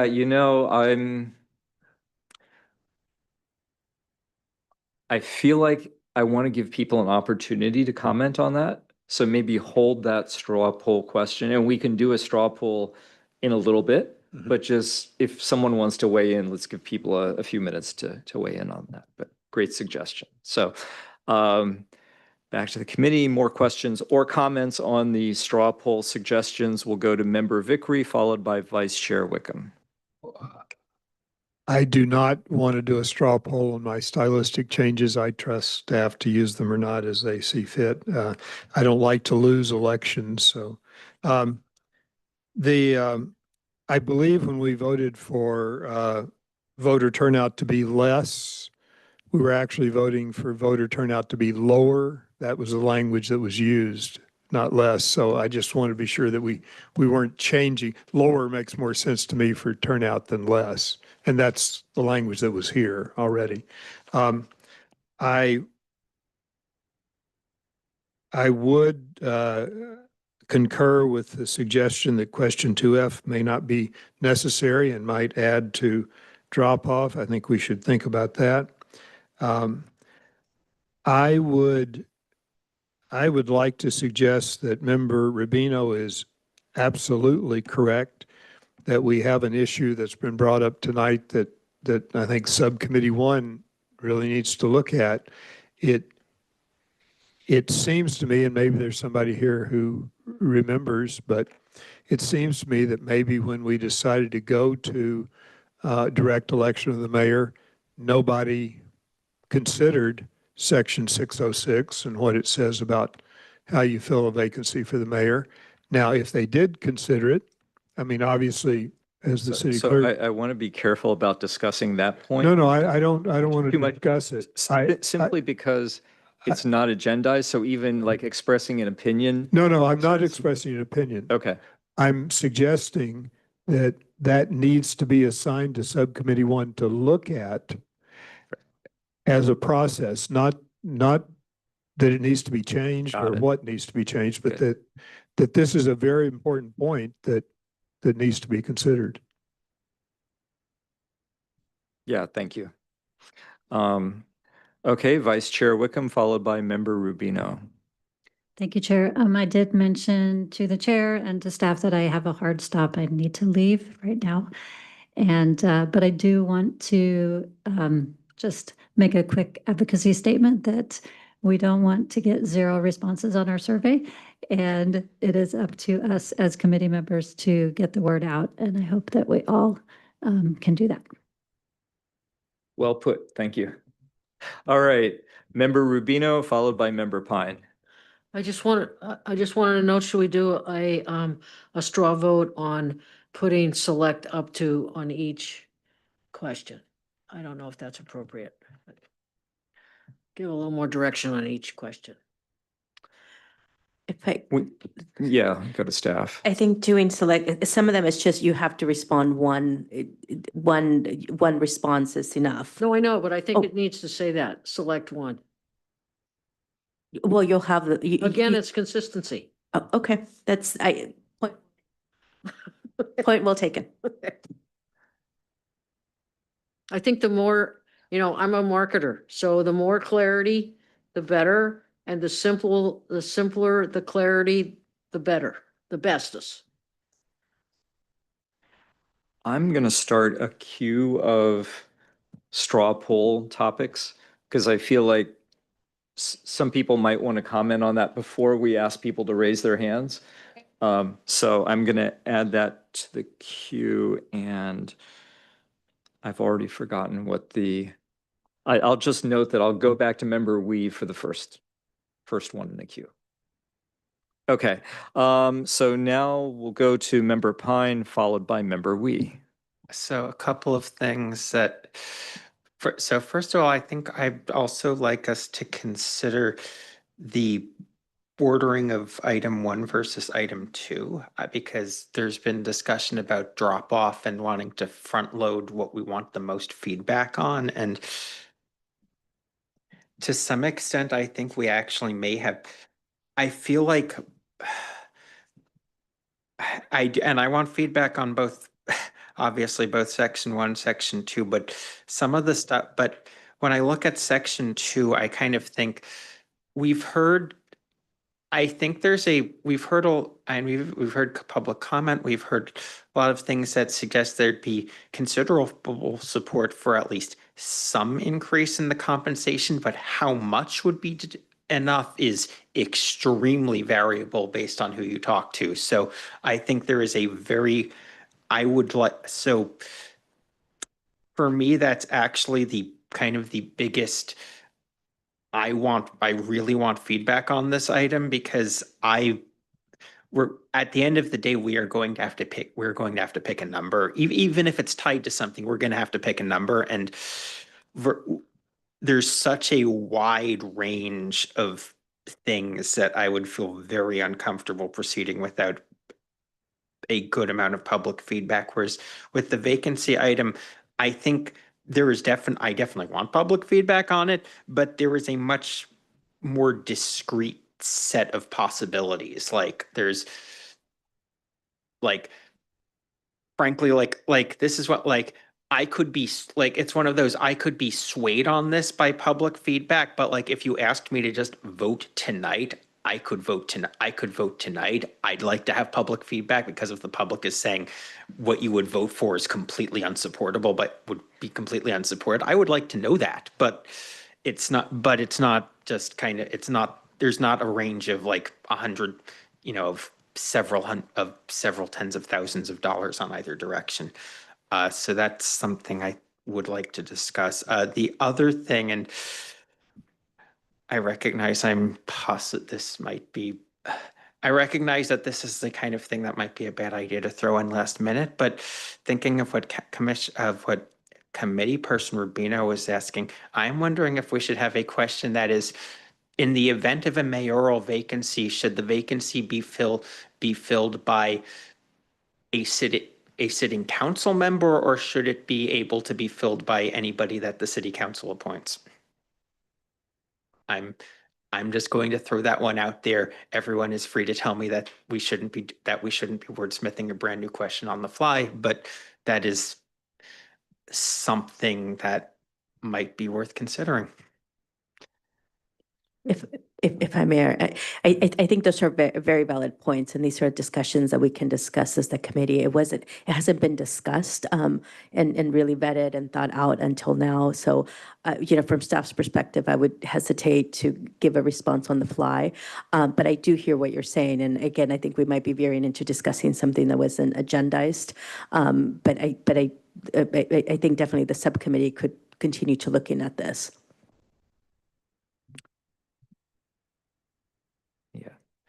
Yeah, thank you for that. I was trying to keep it within the agenda item by making it specifically about potentially adding a survey question. So but I will say that is something that I definitely want to think about more. Thank you. Member Wee, followed by Member Newswanger. Oh, just to comment on Member Rubino's select one versus select many option. Most surveys actually don't, if there's just one choice, they just leave the question. They don't say select one and the exception, the select two, select three is just one or two of those, just to remind people that you can select more than one, because usually it's like multiple choice, you pick one and that's it. So, but I'm okay either way. It's just, it's more words to say select one repeatedly after most of these. I think it's just extra. Yeah, it's clear, but I'm not sure if it's necessary in this particular case. And regarding the salary ranges, yeah, I guess that should probably be a motion since we formally rejected that previously. So rather than having that be a straw poll, if when we come back to it or whenever we're ready, I can make a motion in that space. Thank you. And Member Newswanger. Right. I had the same comment about, I don't think it's necessary to say select one. It's more words and pretty self-explanatory. And regarding the question, the order of the questions, I think question 1A and 1B probably should be towards the end or at the end, because it's, I think, more likely to cause people to drop off the survey than others.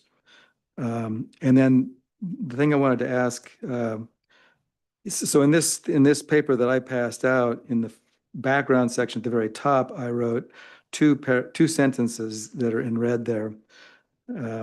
I guess I'll read them. If the next general election is less than 8 months away, then the seat is filled at the general election. If the next general election is more than 8 months away, then there are 2 ways to fill a seat. That makes it more clear. It adds more words. I would be more than happy to delete the first of those 2 sentences, and would like, I guess, when you do straw polls, to see if people think it's important to put it in the next general election, because otherwise, in my view, it's not accurate. Thank you. So I've got a few comments regarding adding the select one language to every item. I think the way the survey website works is that when it is select one, it's a radio button, a round button where you can only select one. So it already forces the person to select only one.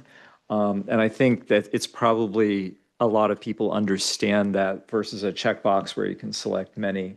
So I think I would, I'd vote for fewer words and just going with what the way the survey is already presented. And then let's see, I like the idea of moving compensation section 2 before the vacancies, because I think that is, to me, where there's the more value, more diversity in the points of view, and want to get that first. Let's see, was there anything else? Oh, and I would probably be supportive of dropping both 2E and 2F. 2E because it largely duplicates 2B, and 2F, yeah, sometimes an essay question can discourage people. Even if it's optional, it helps make the survey that much simpler, that much cleaner, and probably encourages people to keep going through the survey. So my 2 cents on those. So now we'll go to Member Rubino, followed by Member Vickery. Okay, I wasn't aware that the buttons, I wasn't aware that there's a difference in the buttons, so I'll withdraw that. Okay, but you don't know when you don't know, because all these are just bullets. Okay, thanks. Okay, thank you. Member Vickery, followed by Member Wee. I fully concur with the idea of dropping the vacancy items down in the survey.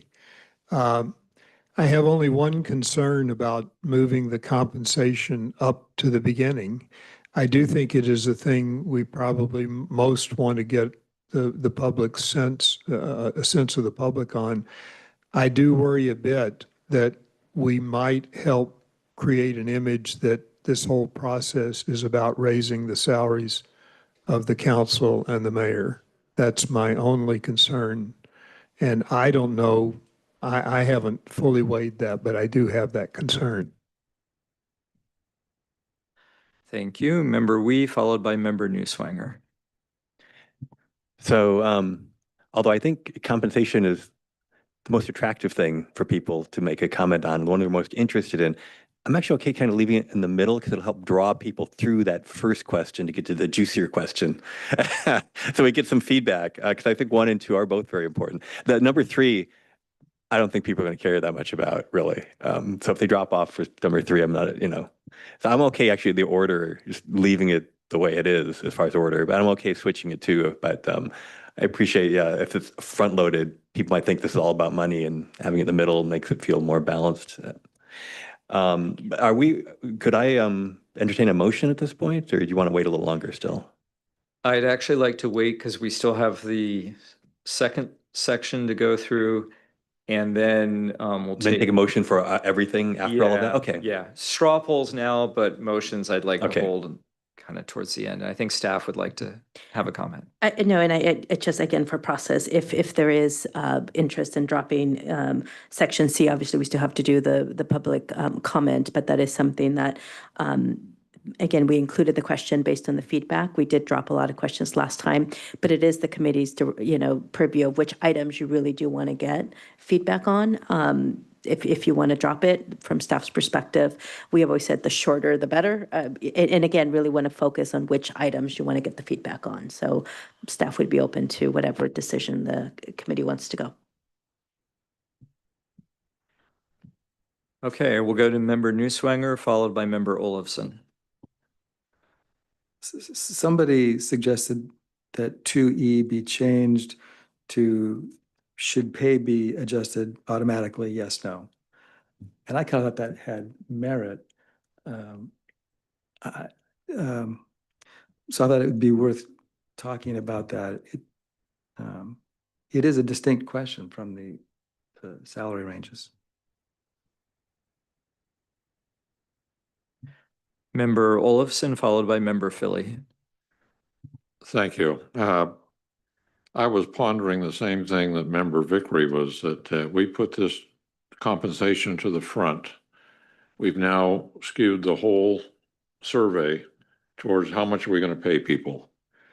And I don't think that's in our best interest. I do think there ought to be kind of warming up to that and then tapering off. But to put it up front, I can see people going through the first one, said the rest of this is irrelevant, I'm not going to worry about it, and not responding. And I think the drop off will be dramatic. So I would like to leave it in the order that it is as we reach our final decision on how we're going to present this. Thank you. And member Philly. Thank you. I just want to remind you that as Vice Chair Wickham said before, it is automatically already adjusted. Yeah. Okay, no other committee comments right now. I appreciate the comments about not moving the money question up to the front. You're persuading me that, yeah, I think probably the current order is the better order. So unless someone like really feels like we should take a straw poll on that, I'll probably not be taking a straw poll on that one. Okay. So I think we've gone through sections 1 and 2. Let's see, would there,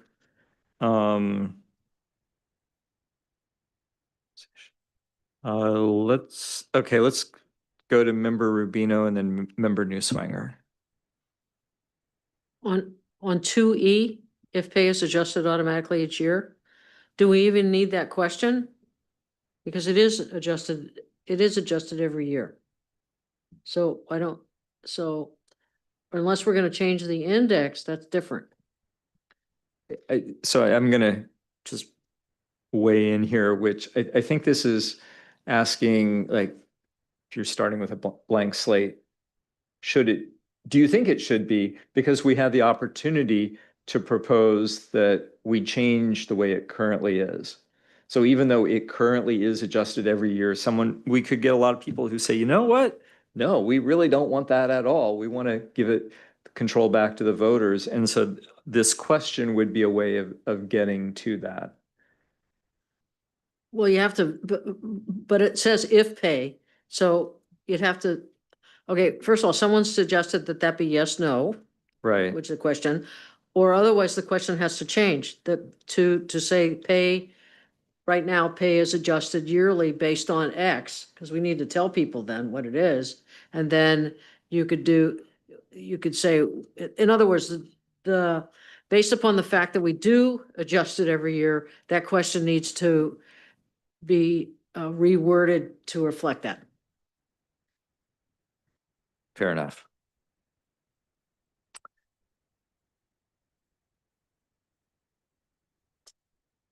You look very thoughtful.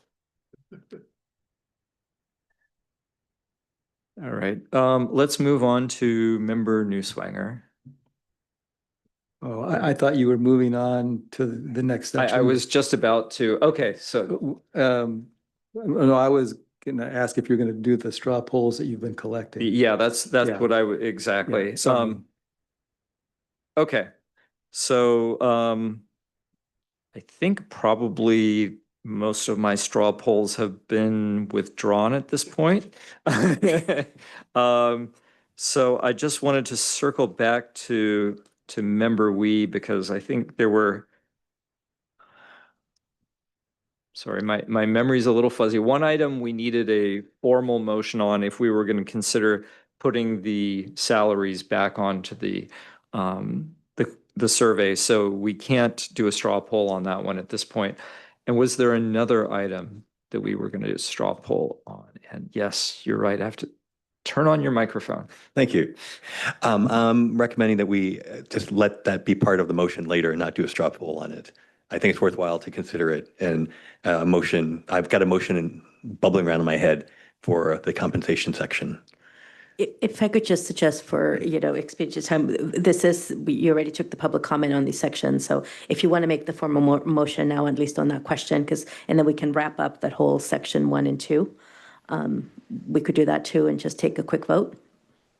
That's true. And then we can just be completely done with this section. Exactly. Okay. So let's, member we, if you're ready, we can go back to you. Yeah. I wish we had someone typing this in, but there's It's three being recorded. being recorded. Okay. My motion is to combine 2B and 2E to be key, or with the two, let's see, question 2B would be, which way of setting council members and mayor pay do you prefer? Start salaries at a flat amount adjusted by inflation, which is the current state. I'm sorry, you could do that as a straw poll. You don't have to do the motion. I thought we were going to talk about the salary, keeping 2C. That's the formal motion that you Yeah, well, need. I'm doing a You're combo. combining. Oh, Because gotcha. it Okay. makes sense to do it just as a unit with, so I mean, we could incrementalize a few of these as straw poll if you want still. But yeah, so let me describe what I want to do and see if Go for it. So 2B and 2C, or 2B and 2E, I wanted to combine because we have the current process, which is okay, and we just pick a new base and we say adjust according to inflation, or we pick a different mechanism, which would be a percentage of Sunnyvale median income, which is sort of a different approach to it, and that kind of combines, automatic. They both are automatically adjusting, but one is current state and one is a possible, option. And then there's a not sure, of course, for that. That becomes a very simple question. There's 3 choices. And then the 2C one, we just expand the ranges so that we include the current salary ranges for the council members as one of the options and the mayor, but then expand it up to, let's see, 30 hours a week, which would be 75,000 for the council members. So we'd be adding some additional categories. So there'd be more options, just a longer list. They'd only pick one. And then the final thing would be removing question 2F.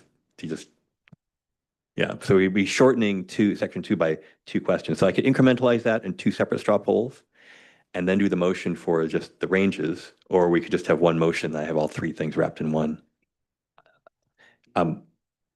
Yeah. Which way would you prefer? I'm leaning towards 2 straw polls, because then if we have a divergence of opinions, then we can go back in the motion and hash it out there. Okay, so then a straw poll for combining 2B and 2E into just one question, where we ask, the first answer, or the first option would be what it is currently, as Vice Chair Wickham mentioned. And the second option is tie salaries to percentage of Sunnyvale median income. And the third option is not sure.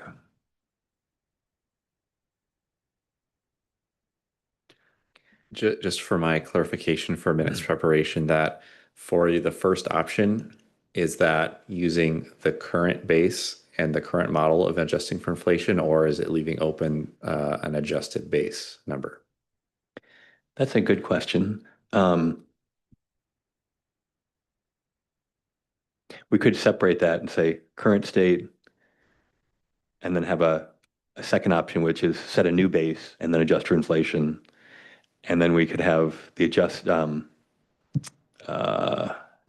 based off of the median salary, and then the fourth is not sure. And I think that would actually better cover all give us better signal on what option voters would like. So option 1 is no change. Option 2 is a slight change, just establish a new base and continue adjusting based on inflation. Option 3 would be link it to the median salary, and option 4 is not sure. And that would then consolidate question 2B and 2E. So it's just one question with 4 options. And if I can ask a question there, one of the first bullet currently is that only the voters get to change the salary. And I think it's important to keep that as an option because some people may. Oh, so you want a 5th option that is just flat and they have to vote every time the salary changes. Yeah. I accept that. Yeah, that'd be fine. Okay. That way we'd actually get the full, even a fuller range of all the options. They're saying, let's not have any automatic adjustments. Let's just say this is it, and that's just it until we vote for something different. Right. Which personally, yeah. Some people may prefer that. Some people may prefer that, yeah. And so just to make sure I got it, so what you're going to be the straw poll on is question, pretty much keep question B, delete question E. But then the question would read now, which way of settling council members and mayor pay do you prefer? Keep the first bullet, keep salaries fixed at the flat amount, only at a flat amount, only changed by voters. And then, we would list what the current salary is now, no change, set a new base, plus inflation, or tie it to the median salary and then not sure. Yes, so there'd be 5 options. Yes. Yes. One of which is just exactly what it is currently. Yep.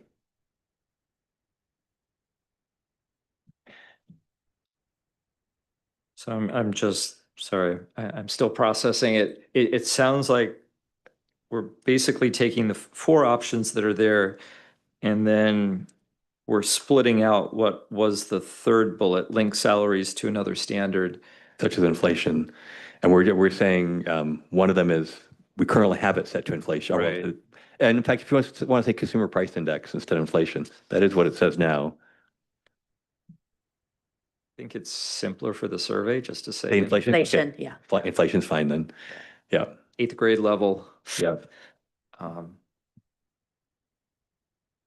Okay, and so this is also kind of asking, should we change the current base of the salary?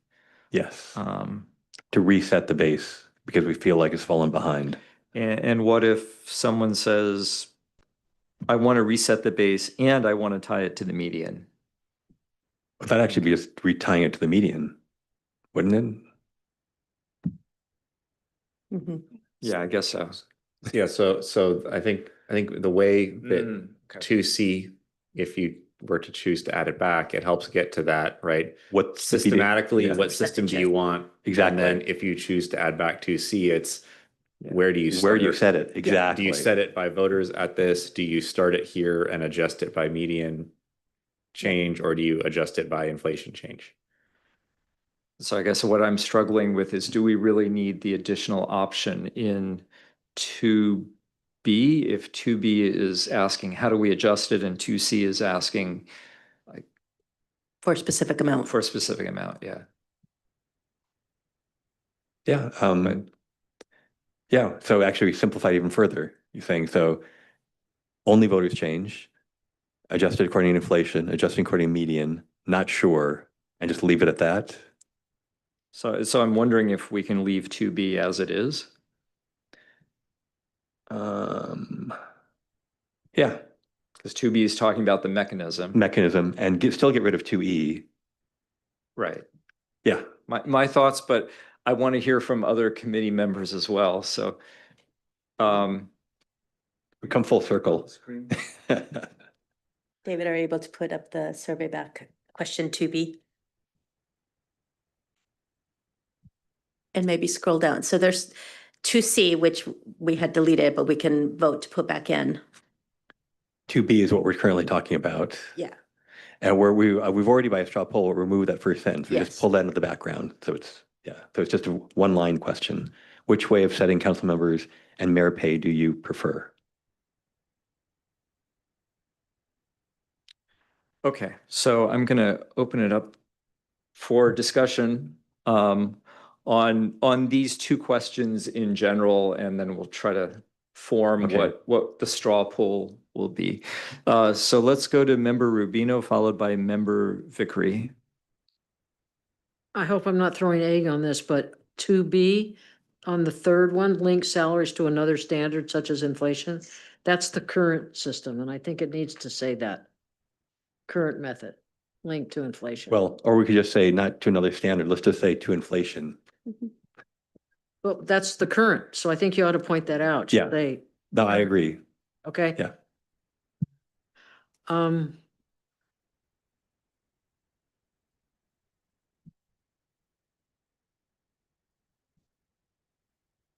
I think the first one, keep salaries fixed to the found amount only changed by voters.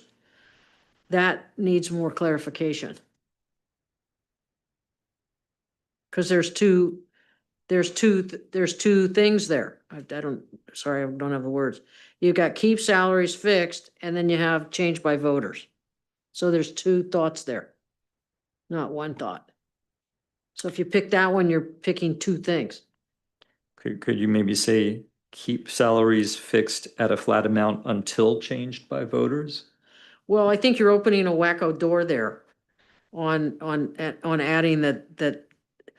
I'm not sure that's the intent of this question, is to find out if people want to vote on salaries. That's getting into real minutia. Unless the committee agrees that that should be in the charter, that votes of the council need to be before the voters. Because then it's only every 4 years or every 2 years. Yeah. So, but I just think that one's tough. But there are two thoughts in there, I think. I could be wrong. I'm not a grammarian. Well, this question now becomes whether we allow, how does the change happen every time?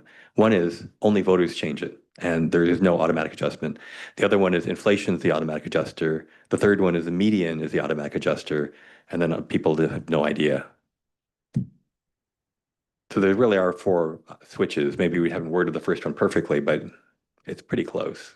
Yeah, I think if we keep the first period, the first bullet is keep salaries fixed at a flat amount until changed by voters. That's very direct. And then you would keep tie salaries to a percentage of Sunnyvale median income. And then you would say link salaries to inflation. And not sure. That's correct. I think that's the simplest.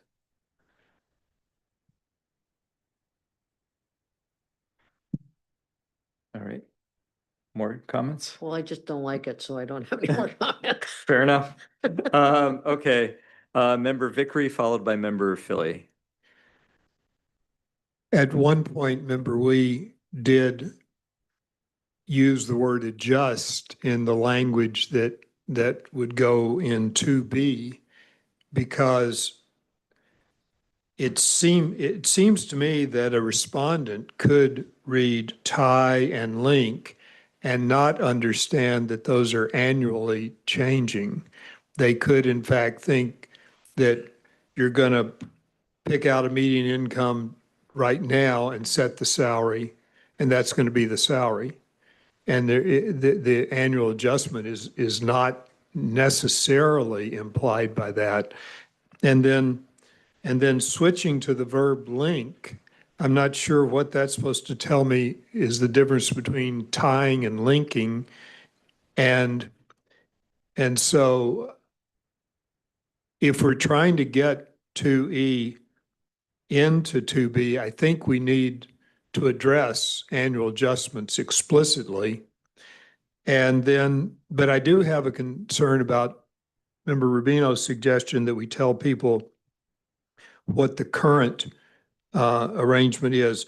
If we're going to do that, I would not put it in an option, because I think that's a little bit of a thumb on the scale to pick that one, because it's the current one.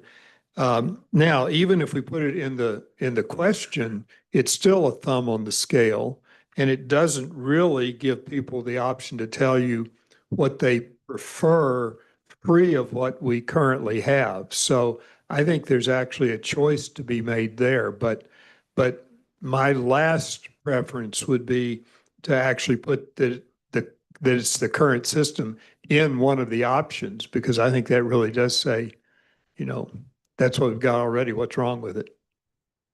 Could we could add that on the background as, part of the current pay, the third bullet where we could say, adjusted annually.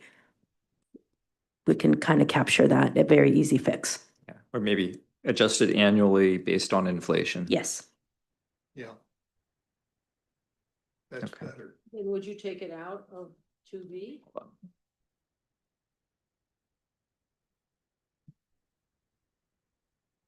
Well, but then again, so that's what we're currently doing, right? And the question is the question that you're asking the community is, what do they prefer? What system? So I think you would still leave those questions as is, again, saying you would change the first bullet to keep salaries fixed at a flat amount until changed by voters.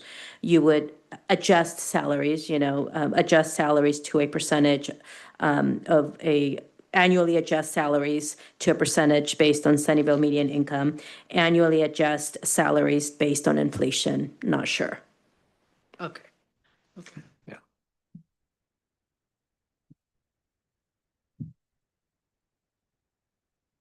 Are we ready for the straw poll now? I'm seeing a lot of nodding of heads. So let me just quickly just see if anyone on the committee would like to make a comment on that, just like catch my eye. Yeah, okay, so we'll go to member Philly. I just want to reiterate that the link salaries to another standard should reference that that's the current one. She did. She did that She already. said it would be, well, she just read them over again and didn't say that that's the current.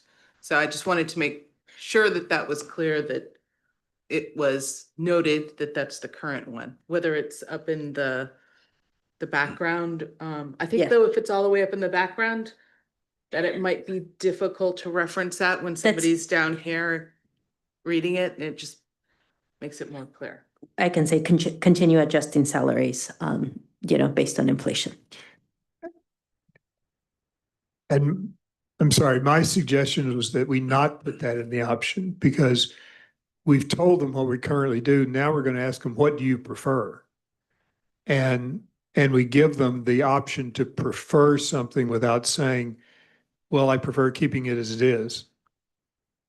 I'm trying to avoid option 3 being keep everything as it is. I want them to tell us that they want it to be adjusted by inflation. That's at least the way I'm thinking of it. Member Philly, did you want to, your thoughts? That makes sense. I understand that. So have it in the background that this is what we're currently doing, and then leave it as you read it previously. That definitely makes more sense. Thank you.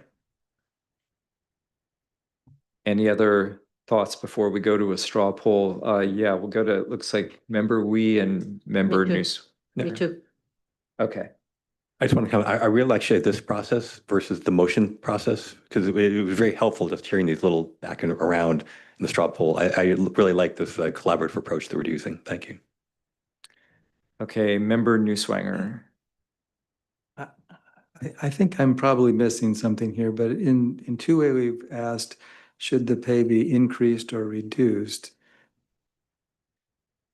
And then we're asking, how it should be adjusted, but we don't really know exactly how much they want it to be increased or how much they want it to be reduced, which goes back to that question that we dropped. That's why we're going to come back Yeah. as a motion. We're going to bring that back. Okay, got it. Yeah. Member Rubino.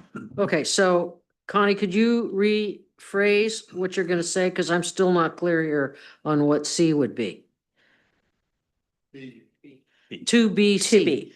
2B, third option. Oh. And then the other question I have is I'm old and I wanted to know if we could have a bio break.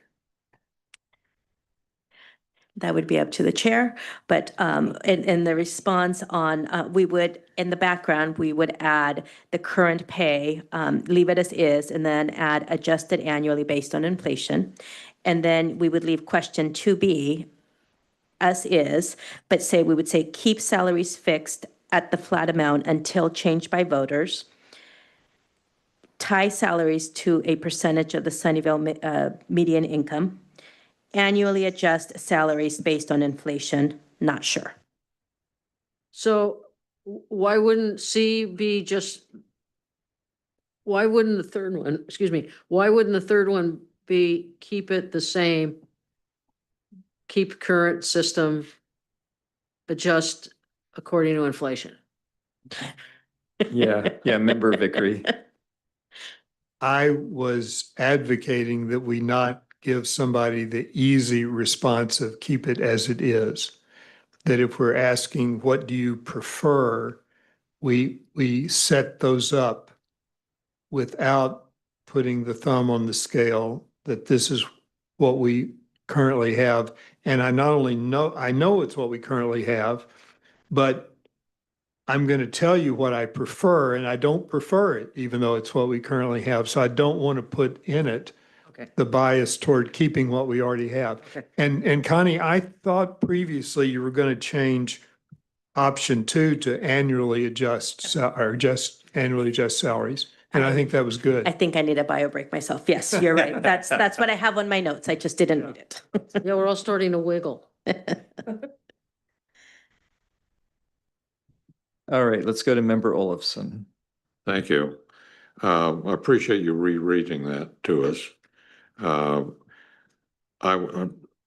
Member Vickery suggested earlier that we take the word link and make it adjust. I think the word tie salary should also be adjust for consistency. I'm sorry, that's what I just clarified. Yes. Already got that. Yes, Okay. sorry. I'll shut up. I think we are converging. So if there are no other comments, let's go to a straw poll on the language as Connie has suggested. So all of those in favor of the language Connie shared, please raise your hand. And it is unanimous. Okay, with that, let's take a bio break. So we are Just be done. in recess for, let's take a 10-minute break. This is fine brain, just adjusting to make sure it's good waiting. This is much better.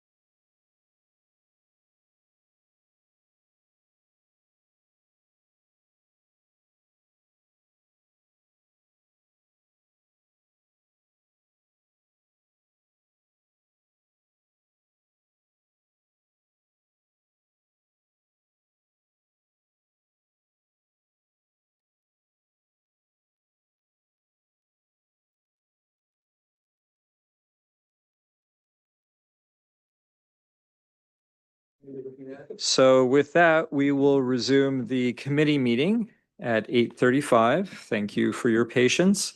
So we are still on sections 1 and 2, and I believe, let's check and see with member Wee whether there is another straw poll or if we are ready for a motion. One more straw poll, just delete question 2F. Okay. Any discussion? I see some advocacy already. Anyone who wishes to comment, member Pine? Yeah, I was just wanted to ask, in the previous straw poll, did we clarify that it incorporated the removal of 2E, or do we still need to do that? Uh, I had it as combined 2B and 2E, but then we decided to do the separate ones. So I think just a quick straw poll, just to confirm, would be very Could beneficial. I suggest a friendly amendment that this be a straw poll to remove both 2E and 2F? Accepted. Thank you. Okay. All right. So with that, straw poll, please raise your hand if you'd like to remove 2E and 2F. It is unanimous. Okay, thank you. That was quick and easy. All right. I think we're on to a formal motion now. Yes, thank you. For question 2C, replace feel with are. So it would read, which salary ranges are most reasonable for Sunnyvale? For council space members. Oh, your council members? One word? Okay. Well, whatever the charge is, that's for council members, one word, as is. 20 to 40,000, 40 to 60, 60 to 80, 80 to 100, adding 100 to 120, 120 to 140, and over 140, and not sure for council members. And then for mayor, we'd add 120 to 140, 140 to 160, and over 160. And the reason for expanding the ranges is then we capture the full range that the council members currently have and could possibly have, depending on where people, how generous people are feeling, as well as for mayor. And then we've got a good sense of where our populace is thinking is a fair salary. Just for clarification, I think I missed something. So you want to add 120 to 140 and then 140 to 160? for mayor and over 160. Okay, over. And then have a not sure still there. Got it. And for council members, add one lower also, because that's the current range. Yes. Yeah. And then the council members just go to 140 as the top end, or over 140 rather. Okay, so we have a motion, clarified the motion. We're looking for a second. Let's go to member Pine. Yeah, I would first like to offer a technical friendly amendment that. We need to have a second before we can do Okay, I second it, then amendments. I'd like to offer a friendly amendment. There we go. Thank you. Cool. That in all range instances outside of the first one and the last one in both brackets, the first dollar figure end in 1. So it's like 60,001 and Thank so you. forth. Okay. Correct. Yeah, and also I understood as clarifying that we are re-adding 2C because I didn't hear that magic word. Re-adding Okay. 2C Just- with the, I'm being very, very pedantic, but I yes, just, that's fine. But I think that's a friendly amendment then to Okay. to say that we are re-adding 2C. 2C. okay, cool. So to clarify, that is accepted? That is accepted. Okay. Any discussion of the motion? Member Vickery? I just wanted to know what the numbers are going to read based on what Martin just said, Member Pine just said. It'd be 20 to 40,000, 40,001 to 60,000, Got it. 60,001 to 80,000. Do I need to repeat all of them, or is that's a pattern? Yeah. Yeah. All right. Any other discussion before we go to a vote? I'm seeing no hands, so City Clerk, please conduct a roll call vote.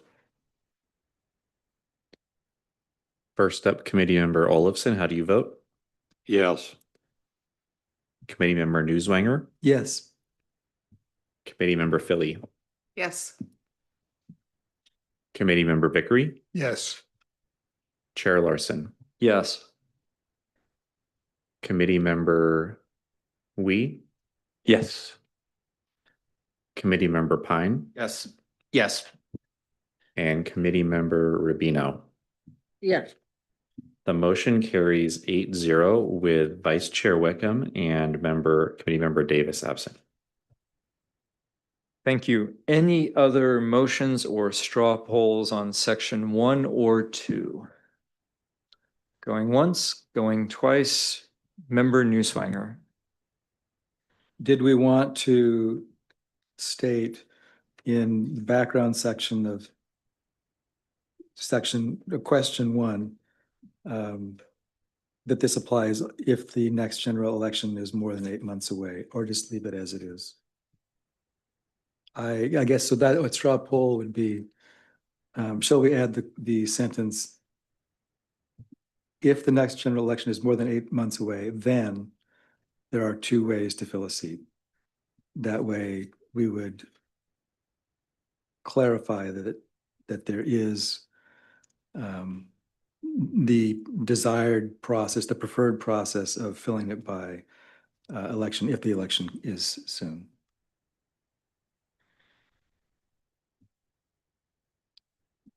Let's see if we have any thoughts on that from the committee. Member Vickery. Would that include adding general down to item 2 there? Where, as you had done, or it seems that that's sort of linked with that sentence. It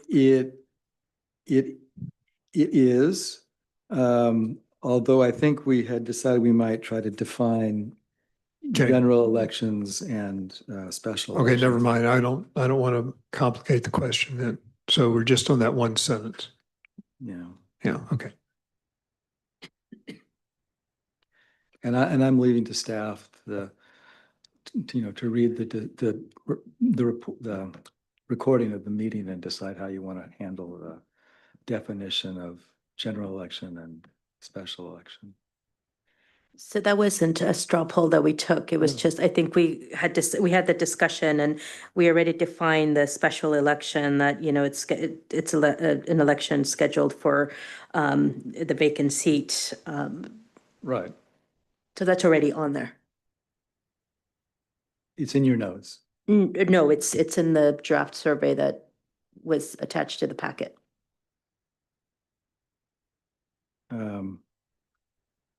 I am fine with that. Somebody had wanted to make sure that we knew that it was an extra election and schedule an extra special election. I'm fine with that, so that's fine with me, yeah. Okay. One last call. Anything else on sections 1 or 2? If not, then we have wrapped up. Yeah, we didn't do, I don't know if there was a motion, Oh, or I'm did you want to sorry. do a straw poll on adding the, I just thought to make it accurate, Okay. that it should say at the least, if the next general election is more than 8 months away, blah, blah, blah. Because otherwise, that's not part of this question, but it's part of the process.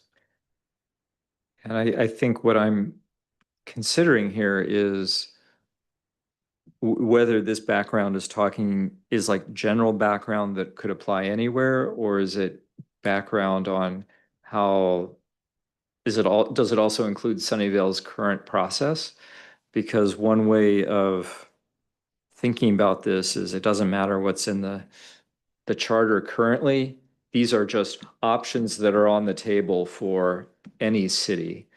So the question, the way it is now, or I should say the background, the way it is now in the draft, is there are 2 main ways to fill a seat. But there's really not. There are 3.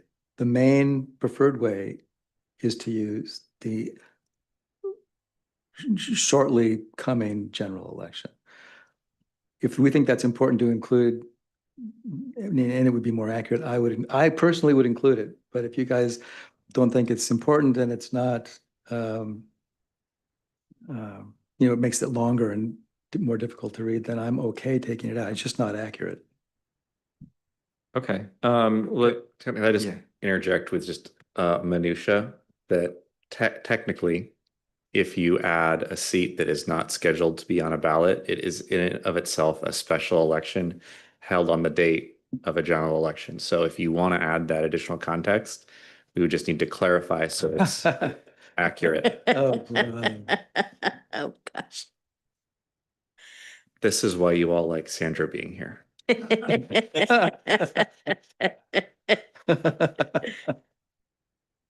Yeah, okay, then it's, okay, you can leave it as it is, I guess. But that special election, even though it's technically a special election, it's different from the one that costs 10 times more. It doesn't cost extra. It would likely, It would. it depends. It depends on how many Okay, things cost are of already living. scheduled on Yeah. that election versus if you were to have a different special election, maybe there'd be more things. So it, in most scenarios, would cost less than definitely a standalone election. Yes. But it doesn't in and of itself have to cost more, but it likely would. Yeah, this is why nobody else wanted to do this. It's too complicated. I think that's confusing. I would include the sentence that I suggested. I think it's simple and it's accurate enough. Let's see what other committee members think. Member Rubino. I just want to clarify, are we adding some definition on special election and general election? Did we decide to do that? That wasn't a straw poll that we took. If you want to, we could, or if you want to elaborate on what's already there. Yeah, I mean, it's probably a couple sentences, but not much more. But again, I just don't think people know enough civics to know what the difference is. They just think election.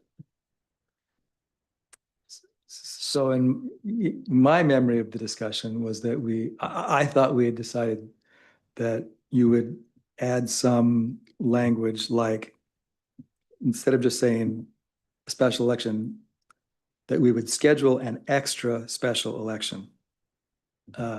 Maybe I misunderstood the Well, that doesn't conversation. define what it is. It's an ex. Could maybe if in the definition that's already in there about a special election, perhaps instead of adding description, if you just took out usually takes 6 to 8 months to complete, if that sentence wasn't there, then you wouldn't need to explain when it's 6 months or 8 months or less.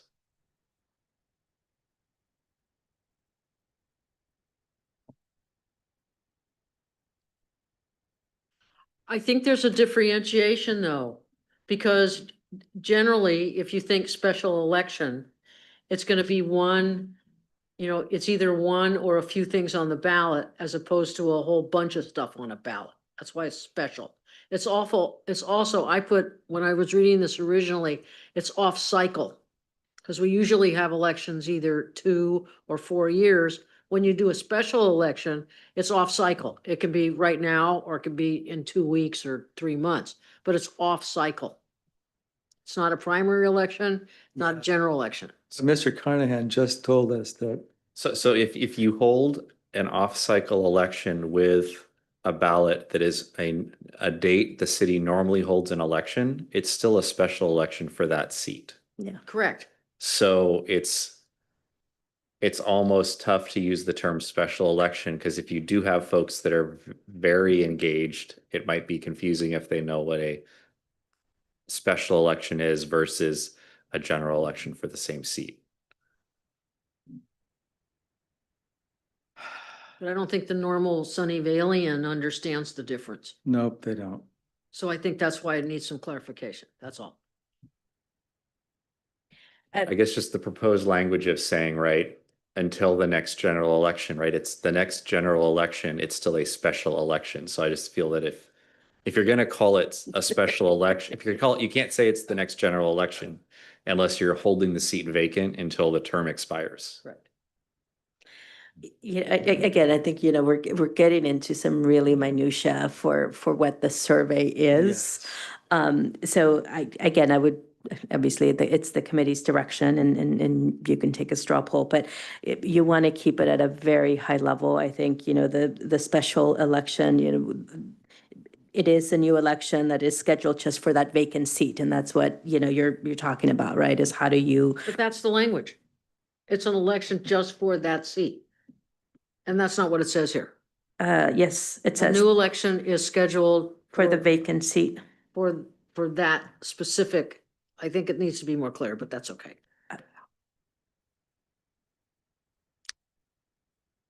Yeah, I'm leaning towards leaving this as it is because I think it's going to be very, very difficult to get it accurate for all cases, but also understandable at an 8th grade level. I think we're probably just going to have to live with some ambiguity, uncertainty. This gets close enough for the purposes of a survey. Let's see, Yeah, I forgot. I'm Yeah. okay with that. I withdraw the suggestion. All right, Member Vickery? I just have a question. I'm sorry, I just have a question. In trying to figure out what the intro is here, have we gotten to the proposed changes from Member Newswanger to question 1A? Did we consider those? Because to me, knowing what the question is going to say affects what the intro says and vice versa. And I don't know if we ever discussed the proposed changes to question 1A. I don't think There we- was not a straw poll on that. So obviously, if the committee wants to take a straw poll on that, then that would be appropriate. Thank you. All right, Member Olafson, followed by Member Newswanger. Thank you. I know you've withdrawn your comments on whether special or general or any kind of election, but since it is technically correct to call the election a special election, just as this meeting is called a special meeting, and just as every planning commission meeting I went to was a special meeting because it was off kilter, I think we ought to just leave that as is, and I'm glad you withdrew that. Thank you. Okay, Member Newswanger, followed by Member Pine. Regarding the suggestions I made in question 1A, I chose not to discuss them because we had so many other more substantive things to discuss. So in the bullet points, the first two, scratching out the always, just that's not accurate. I would scratch those out because we don't always do that. We might have the election in the general election. But using the definition that we learned from Mr. Carnahan, I guess that is a special election. It's just held at a different time. So you can leave that in, but I think the always is not necessary. The mixed approach, I thought that's redundant because we already have a mixed approach. We already do this at the next general election if it's available. If I could just, clarify, I'm sorry, committee member, but the question is, how should Sunnyvale vacancies be filled, right? So you're asking the question of the community. So I feel like, that's the question that you're asking them, not necessarily what we're doing already. So what is the suggestion you're saying? So again, the question is, how should Sunnyvale Council vacancies be filled? And so that's why we left the always hold a special election so voters decide. Even if it costs much more and turnout is much lower. Or always fill an appointment, fill by appointment until, and again, we'll wordsmith this because I got the consistency and the clarity. So, fill the use and appointment until the next general election, even if the appointment is for a long time. Okay. And then the mixed approach again. So you're asking for the community to give you feedback of if what we're doing is what they want to continue you to do. Right. I guess I was making the assumption that we might, change the wording in the background. And so I'm fine leaving those as always. That's fine. The mixed approach, I still think it's redundant because we already do it. So I guess could I just add that similar to the question about how do council member salaries change over time, right? One of the options is what's currently in the charter. So I think the purpose of having this third option was basically the third option is what we are doing so that people taking the survey, they could say, keep doing what you're doing. We like the methods being used. If that's not there, then it's basically telling them they need to pick a choice different than what's currently in the charter. Yeah, but we're not talking about that. We're talking about the election that might be expensive and have low turnout. I don't know. It just seems to me that we already, we're not asking them to decide if we should have a mixed approach, if we should, hold an election if the seat becomes early in the term and then not if we don't. That's really not on the table. We're already doing that.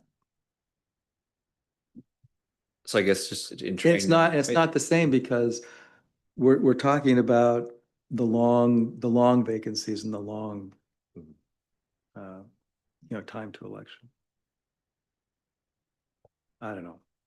I don't have a lot invested in this, so I don't really care that much how we do this. I just think it's not accurate. Well, this part is accurate, it's just redundant.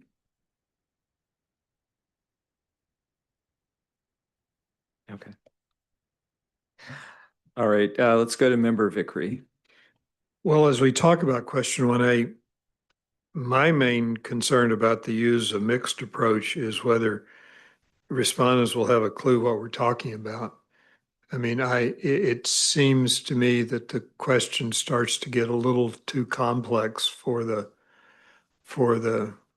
typical respondent. And I just wonder what we're going to get out of the responses. If we really want to know whether people want special elections or appointments, it seems to me that we need to keep the question focused on that. And I think the nuance of the mixed approach might give us responses that we'll have trouble understanding. Yeah, I agree with that too. I didn't drop it. How would you structure the question to ask, are you okay with the current approach? Which is a mixed approach.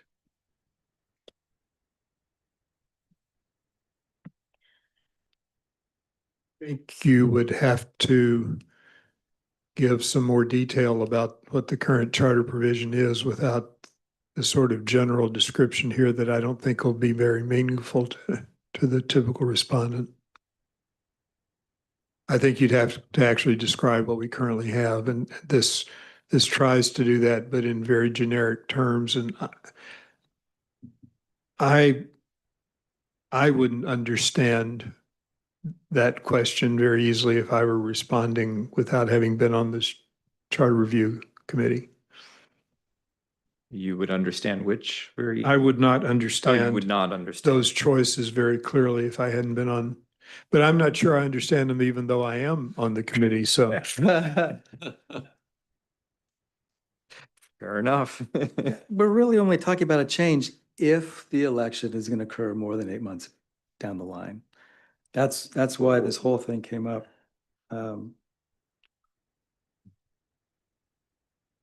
It So seems like it's I think apples and we're- oranges to me. Perhaps could it be reworded so that if you remove that mixed approach, should the city's goal be to try and hold special elections, right? To have the goal be more towards special elections or more towards an appointment? Because of how complicated the timing is to differentiate between those two. As opposed to always do this or always do that, my preference is the city council should hold special elections so voters decide even if it costs more and turnout is lower. Or the second option, should city council fill by appointment, basically not making it this definitive always one option or the other, but what is the survey taker's preference for leading towards the other? Yeah, that would be okay. And then I would eliminate the third option. Okay, David, say that one more time. Well, Connie, that's the tough bit. Okay, so really rewording the question of, Yes. How, How, when a vacancy occurs, should the city council typically hold a special election so voters decide, even if it costs more, much more, and voter turnout is significantly lower, or exactly how it was worded earlier? And then the second option would be typically make an appointment until the next general election, even if the appointment is for a long time, and then removed the mixed approach. Or how about just eliminating the word always from those first two options? Mhm. Just leave both as worded, but just remove the word always. Yeah. I would, yeah. Because again, right there, the survey is not writing the ballot language, it's getting their input Getting and their preference, opinion. and this gets to their preference between those two options. I think it makes sense if you just delete the always and not make it so complicated. Okay, perfect. I'm good with that. I'm gonna put in a little bit of advocacy to keep maybe typically in there so that it's, I think there's some people in the city who have been very involved in creating the current process, and they're gonna want to know that, like, have some clue that we're not saying we're always going to go one way or always go to the others. Just sort of some acknowledgement that this is about, we're not necessarily throwing out the old or the current way. If you want to be precise, you put in that part of the sentence, when the next general election is more than 8 months away, because that defines when we do one versus the other. Maybe I should have held my tongue. And we're back. Yeah, okay. So maybe it's simpler to just strike always and then strike the mixed approach. I am kind of seeing nodding of heads. So we would keep the question as is, get rid of always and just hold a special election so voters decide even make appointments or appoint make an appointment until the next general election, even if the appointment's for a long time. Okay. So I think I sense a straw poll here. Yes, I guess I'm just going to ask, do we really want the last question, another method with a blank? We can delete that too. So I would, yeah, that's great. Let's delete that as well. Two options. Yes. Cool. So basically, special election or make an appointment. Yep. Okay, I got that. All right, I think there is some comments from committee members, so we'll start with Member Pine, followed by Member Rubino. Thank you. First of all, I actually did kind of like typically, because I do actually think that 1A could be interpreted as trying to essentially overturn the 2018 Charter Review Committee. And I will just state out honestly right now in public that I have zero interest in trying to completely overturn what the 2018 Charter Review Committee is. And honestly, when I'm just going to say that when I'm looking at this, I'm kind of like, I feel like we have gotten this to the point of like, I think the question as phrased will be comprehensible by people. I think we will get feedback. I don't know what I will be doing with this feedback because I think we have gotten to the point where it is just so general and so vague that I don't know how I would incorporate this in my decision-making process because frankly speaking, I'm actually just gonna go back to that 2018 election. And again, we had 71% of the Sunnyvale voters in 2018 support the direction taken by the 2018 Charter Review Committee. To me, that frankly carries more weight than what is going to be a non-scientific survey response. I'm sorry to any members of the public who voted against Measure L or voted or are, but I do think we should be putting more weight on what the voters of this city said previously than what than just a straight up poll result. And I think we have generalized this question to the point where it doesn't really focus a lot on the question on what I meant on whether we should be moving things from a primary election to a general election, stuff like that. I don't mind having the question, but I don't know but I'm not sure what we would do with the responses. Member Olafson. Thank you. It appears to me we're trying to simplify this down to where we're not saying the same thing twice. If we change the background, the last sentence where it says there are two main ways, we just say there are currently two main ways. That encompasses everything we're doing today. When you get down to 1A, you drop the word always from the first two bullets, and the third bullet could be use the current method. Now we've covered all three options we're looking for. And it seems to me that, and then of course drop the other method, because I think that would cause the staff to pull their hair out trying to get 80% or 20% of the voting population accommodated. So I would suggest it says hold a special election and drop that even if the appointment is for a long time, hold a appointment even if the appointment is for a long time, because we've mentioned that up above. So now you have bullet 1, hold an election so what voters can decide. Bullet 2, fill an appointment until the next election. Or 3, use the current method. I think that covers the kind of things we're looking for. Thank you.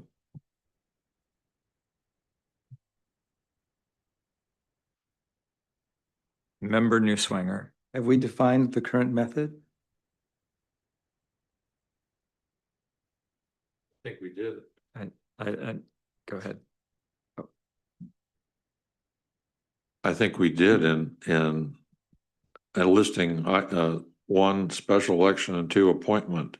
If we say there are currently 2 main ways to fill a seat, and then we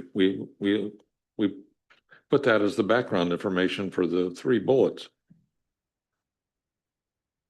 Well, I think we're trying to decide which of these Yeah. lines we're going to follow. Are we going to follow the appointment line for a long time or the expensive low turnout election line on the other line? That's what we're really trying to decide. Yes. Well, we're not deciding here. We're just asking for an opinion from the. Oh, yeah, that's true. Folks out. I was just going to say that again, you're just asking for a pulse. There is not a decision, right? And I think Committee Member Pine mentioned this, is if, you should think of what information you want to get in order to help you make your recommendation to the city council. We'll be stuck with making the decision later. So I thank you for your allowing me to. And I'll just comment that the 2018 Charter Review Committee did a fabulous job. And we're tweaking the edges of it here. I don't think it's a huge difference. We're basically deciding, do we want to spend a lot of money or not? Member Pine. Yeah, I agree to a certain extent, but I do think we have received. I think there are certain levels of, I think it goes back to honestly what Chair Larson was says that it is worth, I do think we will get different reactions to some extent if people interpret the question as essentially trying to revisit 2018 wholesale.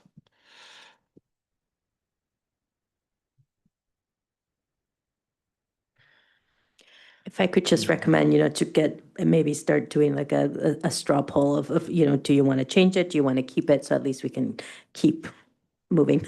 Yeah, yeah.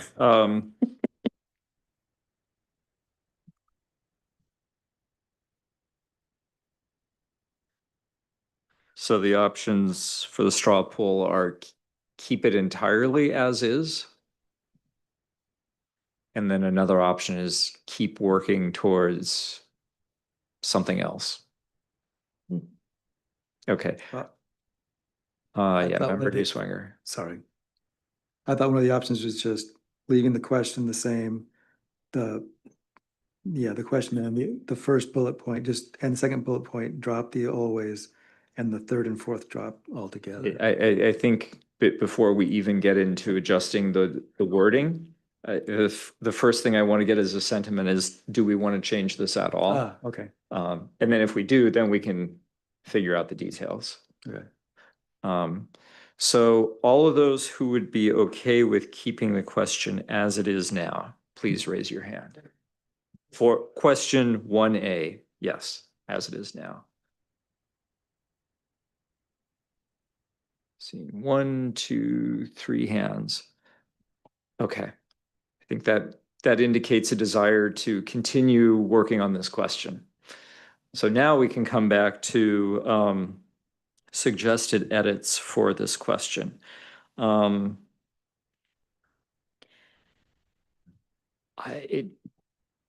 It does seem to me like there's probably some agreement on getting rid of the always in the first two bullets.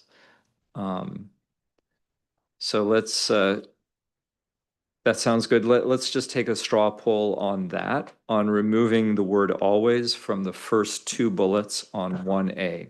Who is in support of? I'm sorry, Chair, and keep everything else the same, just remove always. I'm not even asking okay, about okay. the third bullet. I'm only asking about the first two bullets. Got it. Okay, so on 1A, removing always, please raise your hand. 1, 2, 3, 4, 5, 6, 7. Okay, unanimous. Okay, so we have handled the first two bullets. Now the remaining question is, what do we do with the third bullet? And let's see, I think member Vickery is first and then member Wee. I would like a straw vote on dropping the last two bullets. Oh, both the mixed approach and another method. Okay. And let me just check with member Wee if he has a comment before that. I was thinking, let's just deal with dropping just the last one by itself before we get to the third one. I think that's an easier one. Okay, I agree. And member Rubino, did you have a comment on dropping the last one? Getting really confused here. Yeah, so, and I apologize. Okay, so the current charter has both of these. It's either an appointment or, Right, the current charter essentially has the third bullet, which is a Right. mixed approach. okay, so is I'm sorry if I forgot. So we've been tasked to change that. Is that correct? We've been tasked with considering whether to change that. Okay, thank you very much for the clarification. Thank you. Okay, so just on the fourth bullet, straw poll on whether to drop the fourth bullet on question 1A, the bullet that reads another method. But, okay, so let me go back. I'm sorry. So the third bullet that we decided to take out is essentially what we do now, right? We have not made Haven't. a decision on. Okay, but third. that's what we do now, right? Is that we now have a mixed method. Yes, we do. Yes. Okay, so God, we're dancing on a pin here. This is goofiness. So, We're going to come back to the third bullet. all right, thank you. Okay. All right. So straw poll. Question 1A, removing another method, the fourth bullet. All those in favor, raise your hand. And I think I see all but one hand go up. So, okay. So now we've focused it down to the third bullet, what to do with that bullet. Let's start with member Vickery. So part of my concern may just go to the wording of the third, because with it labeling it a mixed approach, you introduce something that's, our characterization of it that I don't find meaningful to a typical respondent, and maybe not even to me. But if we describe the current arrangement in some other way that didn't label it a mixed approach, which is hold a special election for vacancies early in the term and an appointment for vacancies. I mean, take that and rewrite it so it describes the mixed approach, but doesn't set it up in this complicated structure of two more choices of something that we're calling a mixed approach. That's one thing I'm struggling with, is I think we might word that in a way that people would have a chance to actually understand what they might be choosing. I don't think this does that. Chair, if I may interject, could I suggest just use or either keep the current approach and then just explain it? So in the bullet points will not, the sub bullets will not appear as a choice. Your bullet is keep the current approach, and I would explain what that is. Okay, let's, yeah, member Philly. I mean, doesn't that go back to what member Vickery was saying before? I mean, I feel like we're in a loop, guys. Yes. Yeah, the concern earlier about not putting our thumb on the scale by identifying that this is the current approach. Yes. But we're not changing we're not adding. I should say the first two bullets are not taking away the election if they're not taking away an election if the election is going to occur in the near future. This is if the seat becomes vacant early in the term, well, especially if these seat becomes close to the next general election, use an appointment. That's already part of 1 and 2, the bullet points 1 and 2. It's like a different thing. Sorry?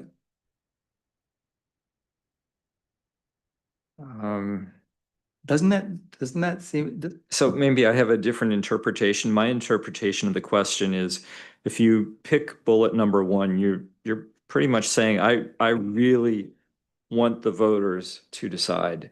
I have a strong preference for that, more than the current system allows. If I pick the second bullet, it's I really have a strong preference for appointments. And the third bullet is something close to the current balance. Yeah, but that's not the question we're asking. That's not the thing we're changing. Because we're never going to make an appointment if the next election is in 4 months. I think. Yeah, member Philly.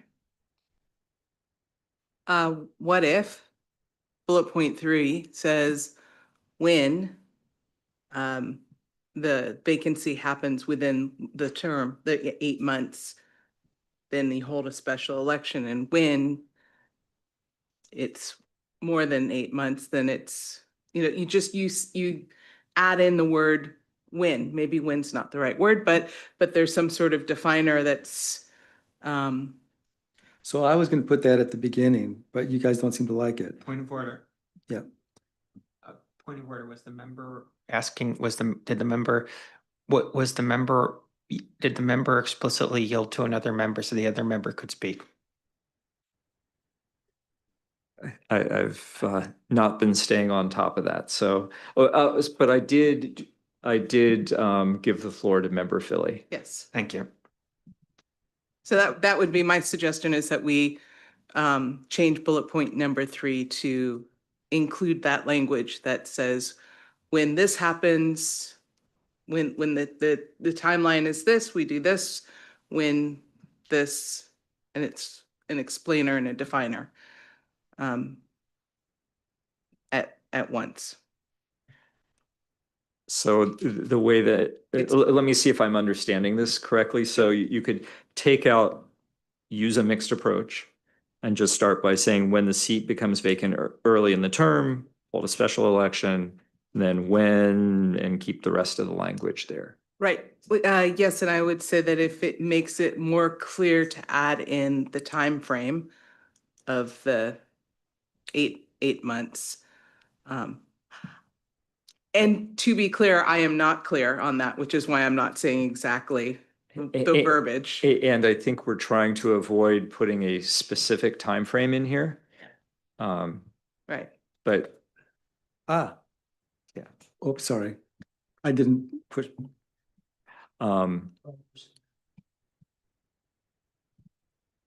Yeah, so I think we're trying to have some flexibility here. We're asking for broad preferences. Right. And we're not getting into the fine details of, well, like when should we, like how should we adjust the calendar? So perhaps what I'm saying is the way it is okay too. Because Okay. if and when maybe aren't that too different. Right. Yeah. Okay. Now we'll go to Member Rubino, followed by Member Vickery. Okay, so I'm reading the charter, and the key thing I see in the charter is that the council votes on whether it's going to be an election or an appointment. And we're missing that in this question. So I think the third question, the third bullet, instead of this mixed thing, is leave it to the council to vote on whether it's an appointment or a special election. Because we're missing that, and that it's very clear in here that that's what the charter says. It's the council that votes which way to go. And I'm bringing up Martin's point that this passed by 71%. And that's what the people voted on in whatever it was, 2018. So I would suggest that we use that as the third option. That let council decide if it's an election or an appointment. And that gets rid of the 8 months, 10 months, whatever it is, but let council make the decision. Okay, Member Newswanger. Yeah, the way the question is written, it sounds like we're forcing the council to do one or the other. That's a good reason to eliminate the word always.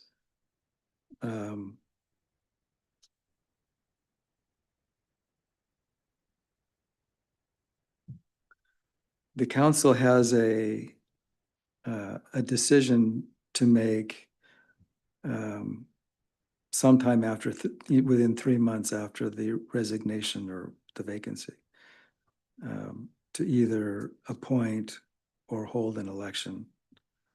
And we're not changing that in options 1 and 2. I'm using 1 and 2. It's the bullet points 1 and 2.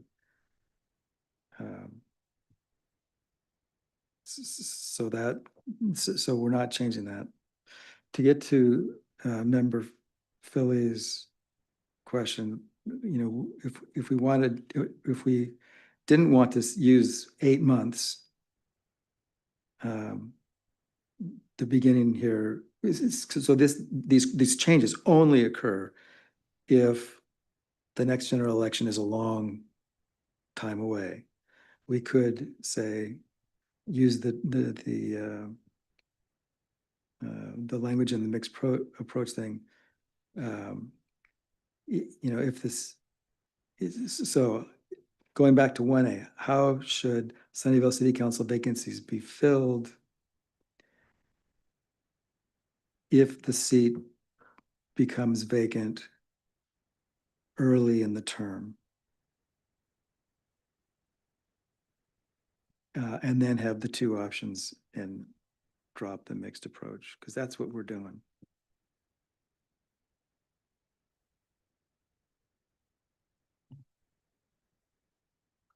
Okay, Member Vickery and then Member Rubino. I keep coming back to trying to figure out what we're trying to learn from the survey. And I think we're trying to learn whether the respondents prefer special elections or appointments. There should, I get it that we should recognize that there could be a mixture of those, because we certainly do that currently. And I realize that some respondents might want to say, let the council decide between the two. So it seems to me now, and then I'm trying to take into consideration Member Pine's reminder of the last vote. And I certainly will want to consider that when we're getting around to actually making any proposals for charter revision. But we have been asked to look at this area, notwithstanding the fact that it was passed by 71% in 2018. So it seems to me that if we really want to try to give respondents some choices that might be useful to us, there actually might be 4 options. We would return to the word always hold a special election, always fill by appointment. The third option would read something like, when the seat becomes vacant early in the term, hold a special election, semicolon, that's why we have that punctuation, semicolon, when the seat becomes vacant close to the next general election, use an appointment. And then a fourth option, let the city council decide whether to hold a special election or fill by appointment. It seems to me that if we just want to find out what respondents prefer, those are the 4 choices.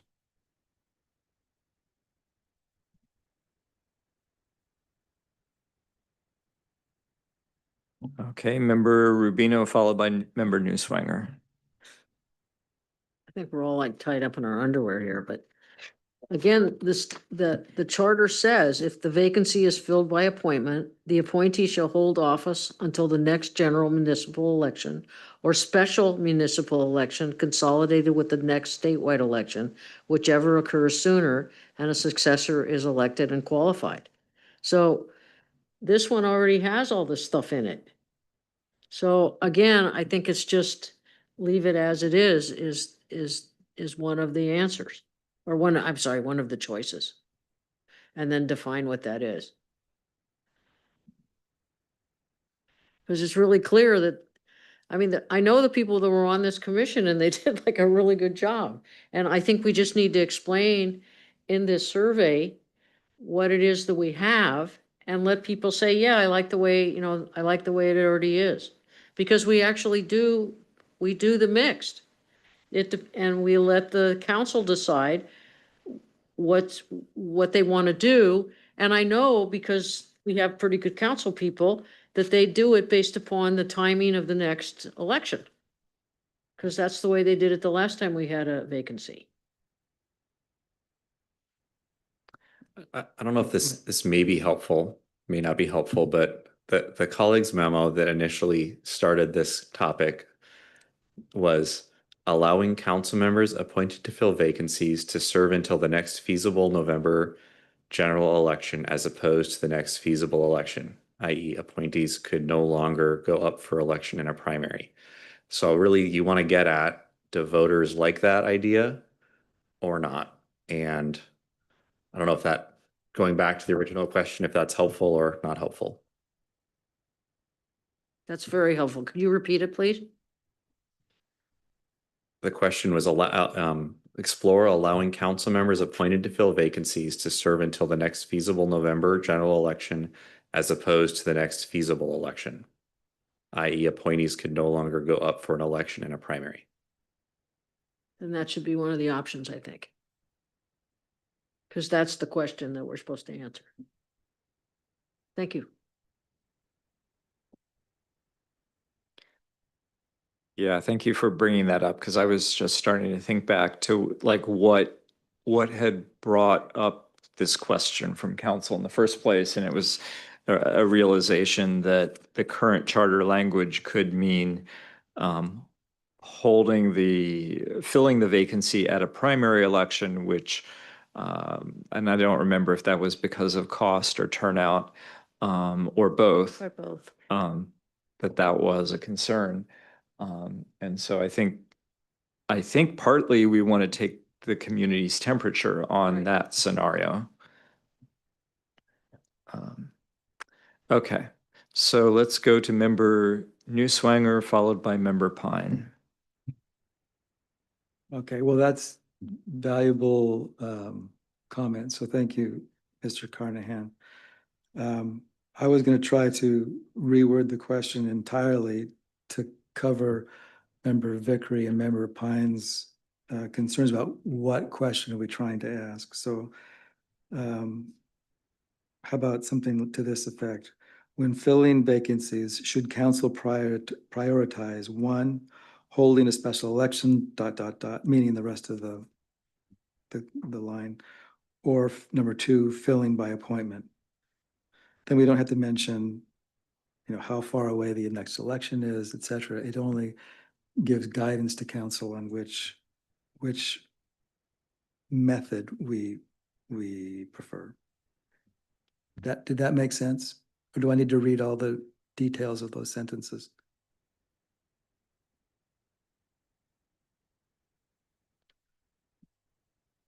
So let me read it again. When filling vacancies, should council prioritize one, holding a special election so voters decide even if it costs much more and turnout is much lower, or two, filling by appointment until the next general election, even if appointment is for a long time?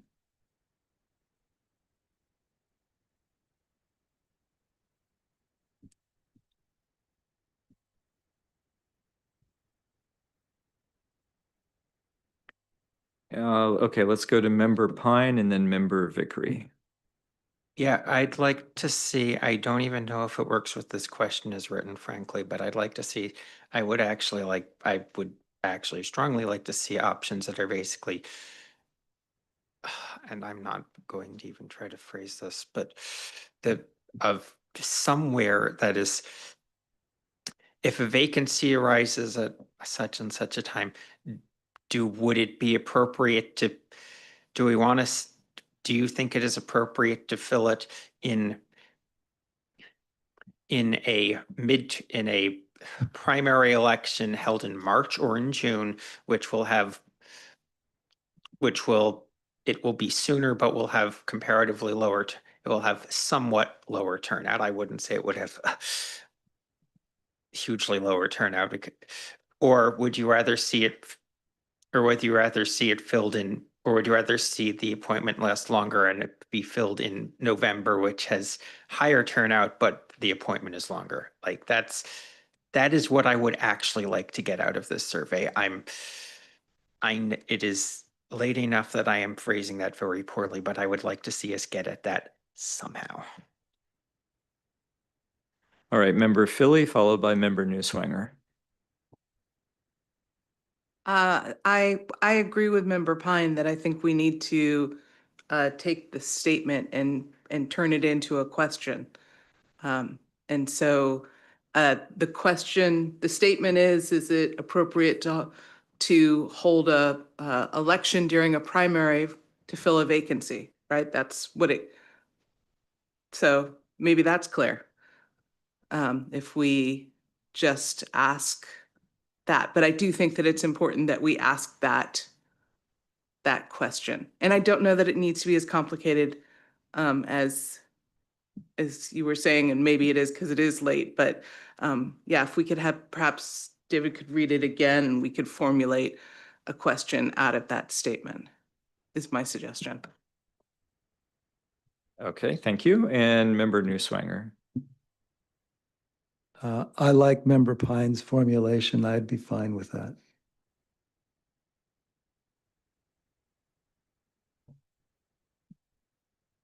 Anyone else? Member Vickery. I'd just like to hear it again, if I could. Member Pine, could you repeat it? Did staff capture what I was saying? I was trying, but I was hoping you could recapture that, but I'll give it a try. When filling vacancies, should council no, that was not yours. Yes, when filling vacancies, should council prioritize holding a special election? So, no, that was, I'm sorry. It wouldn't be council prioritizing No. because it would be a charter requirement. I apologize. Should the city, Should the city, never mind, So I guess I can't restate exactly what you said, Yeah. but what council, their question that was really around prioritizing going to a November general election. what I was saying. Because because the charter language doesn't actually talk about primaries or Novembers. Yes. It says if there's not a general election, you will go to the next statewide election, which could be an April election, an August election, a June election, a March election, depending on the year.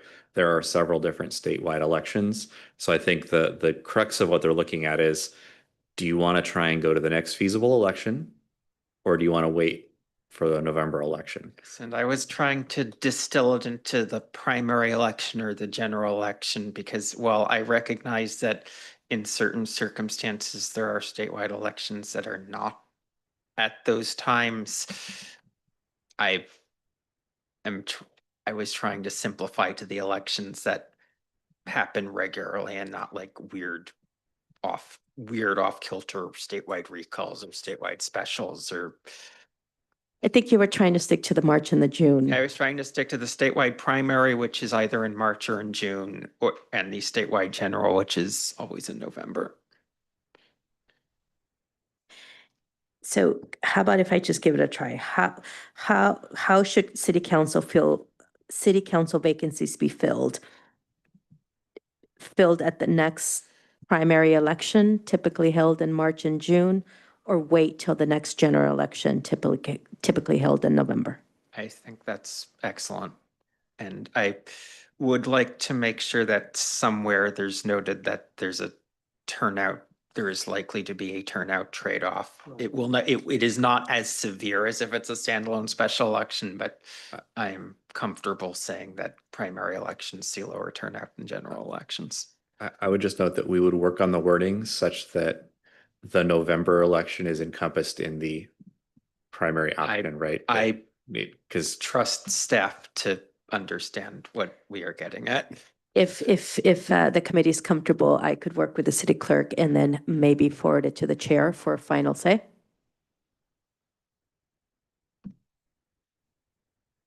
I'm seeing a lot of nodding heads and thumbs up. I do want to still make it a straw poll. Before we do that, Member Rubino has her hand up to make a comment, and then we'll go to a straw poll. David, I really want to thank you for being here tonight and bringing this up. Because this question would have been cuckoo without you. So thank you very much. Okay, Member Vickery, do you want to? I just want to ask a question. Okay. When we ask this question and the other questions here, are we going to find out sort of the basic reference that people have for elections over appointments? Are we going to find out how much people care about the cost? Are we going to find out how much people care about the turnout? What are we really going to find out with these questions we're asking? I'm struggling by phrasing the questions in terms of, do you prefer this election or that election or this? I'm really struggling to figure out what we're going to learn. Just a comment. and I think there are a number of different questions that we could be asking about preferences in general, everywhere from like big picture preferences in general down to the very specific question that council was asking us to consider. And given Member Pine's point about, well, there was a fairly recent election where the electorate selected the system we have now. So using that as a starting point, we're not starting with a blank slate. We're starting from that system and looking at how to tweak it. I think my thinking started out as let's look for general preferences and is now moving towards let's focus on the question that council put before us, especially given that the electorate has already told us this is the general direction to go in. So let's focus on how to adjust that without completely changing it. That's where I'm coming from on that. So, so we have a wording for a straw poll. I was seeing a lot of thumbs up, but I do want to make it a straw poll. So,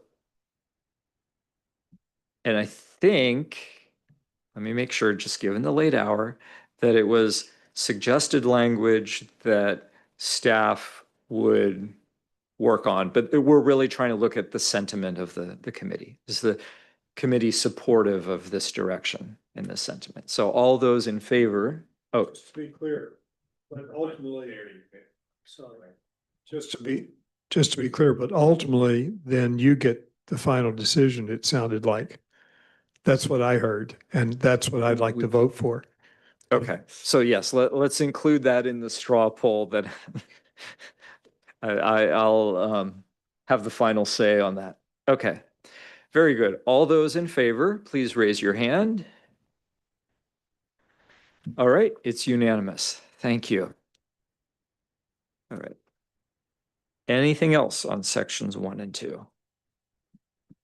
All right, seeing none, we're going to move on to section 3. It is. Oh, I apologize. Chair, if we could have a point of privilege, there's something wrong with the garage and the city clerk and I both, cars are downstairs. Oh, no. Could we Okay. have a break of just 3 minutes to go move our car and we will be right back? Absolutely. Because we don't want to spend the night here tonight.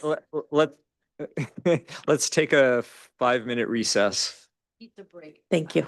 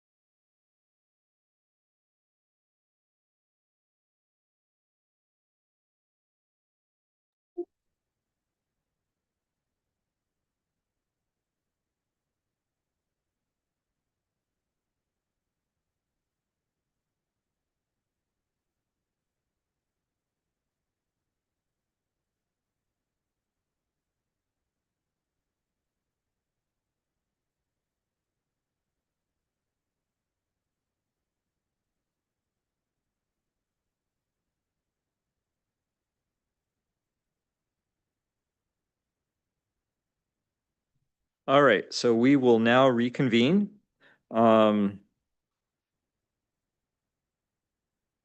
So anything else on sections 1 and 2? Okay, now I think we can move on to section 3 and also optional demographic information. So we'll start with comments from the committee, and then we'll have the public hearing, and then we'll come back for straw polls or motions. So any comments from the committee on either of these items? Member Vickery. So in the background for section 3, I think it's important to put the word state in front of law so that we make it clear that it's state law that's controlling this. I apologize, but in the second line between council and which, I would put a comma. The last sentence about higher limits, just and by the way, city manager, that's the place where it's not capitalized, and it's capitalized earlier. But I was wondering if it might be more even-handed to flip those two parts of that sentence so that it says that higher limits would give more decision-making power to the city manager, but could make the city more efficient. For some reason, it seemed to me that was a little more neutral, because the main thing it does is give more power to the city manager. Now, when we get to the question itself, question 3A, keep the current limit of $50,000 in the charter. It's not in the charter.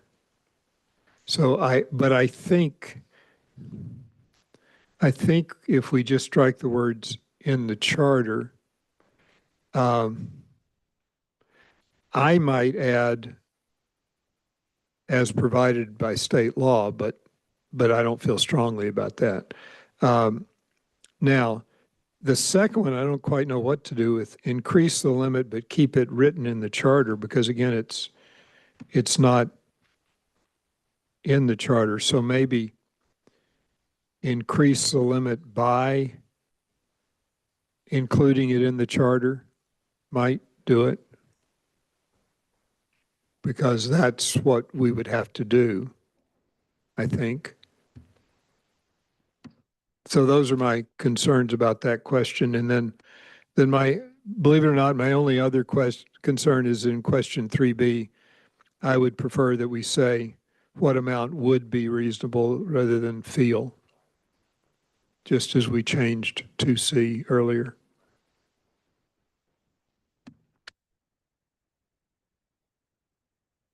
All right, Member Philly. Thank you. I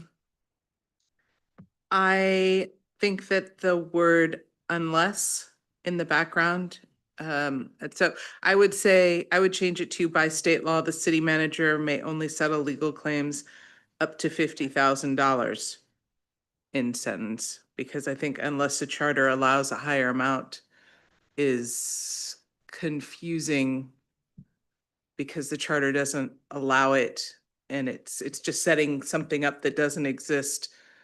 And sort of muddles what the message is later on. So I don't think it's necessary, and I think that half of the sentence is confusing and should be removed. And I don't have the problem with the rest of it. Just a question for you. If that phrase, unless the city charter allows a higher amount, if that's removed, I could see someone reading this as saying, well, state law says you can only go up to $50,000. Why are we talking about going to a higher limit if state law limits us to $50,000? It's not clear how that we're allowed to go higher. Yes. Chair, if that- I may interject, some cities do have it in their charter. So if you do have a higher amount in your charter, it does allow it. So this is why state law says its maximum is $50 unless the city has it in their charter that allows it. So that's why we were trying to clarify that by law or state law, the city manager may only settle those claims up to $50,000 unless the charter allows for a higher amount, higher than the state. Okay, I would suggest changing the wording a little bit to maybe, comma, however, a city charter could allow a higher amount. Yeah. Cool.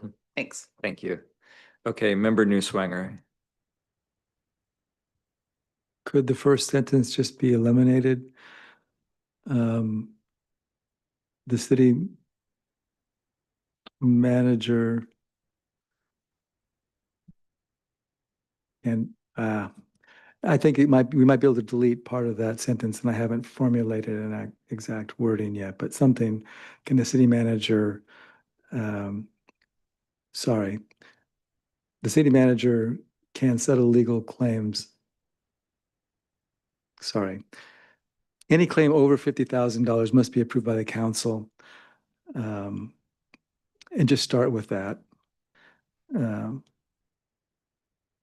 I haven't worked on this, and so I haven't got, but we might be able to eliminate the city, we might be able to eliminate the by law part and the charter part, just get that out of there altogether.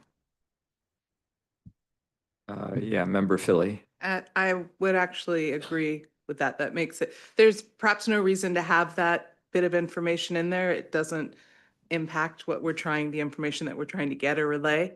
And especially with Member Vickery doing his work behind the scenes and getting it changed. So yeah, I would agree to take out that whole first sentence and just start with currently any claim.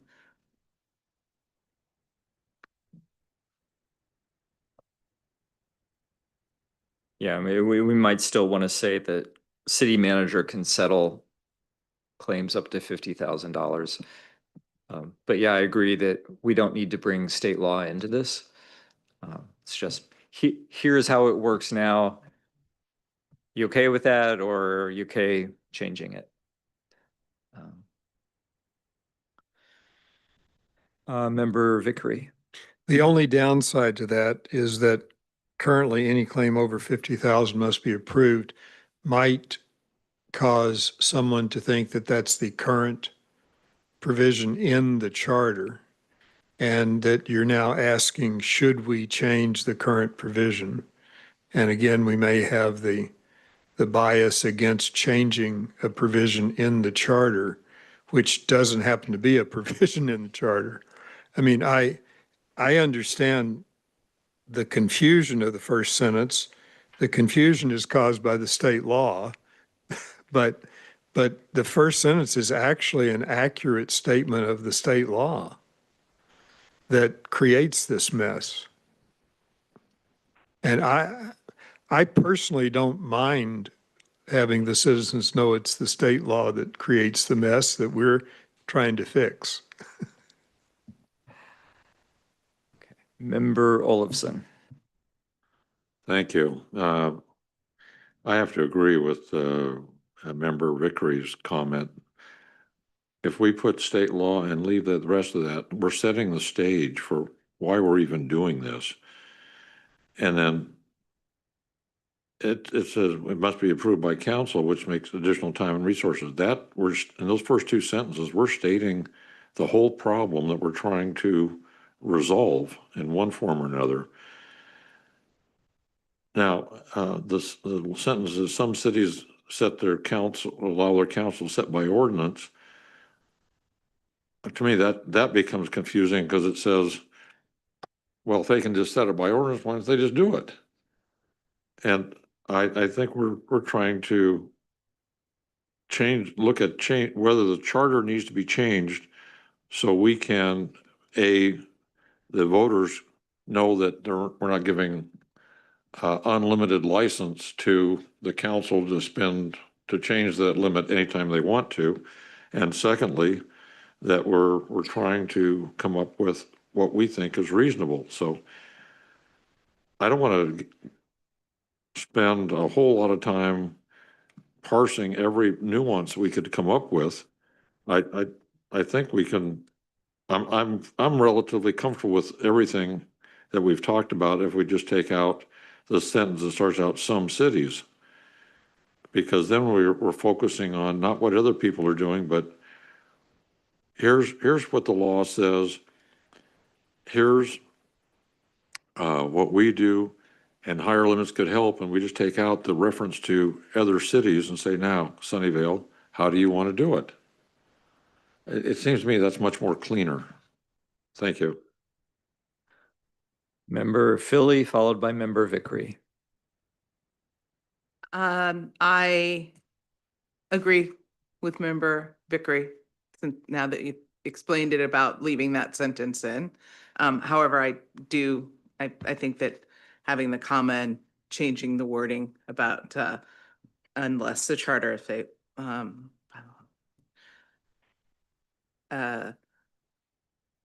unless, so nope. I rescind my earlier statement, but I do have a question about the last sentence with higher limits could make the city more efficient, but also give more decision-making. What is the reason for the word but? So are you suggesting maybe use and instead of but? Perhaps, yes, unless there is some reason why the word but was chosen, selected. I'm just questioning that choice. Yeah, I'll look to staff, but I'll just sort of speculate that maybe using the word but suggests that there's a trade-off.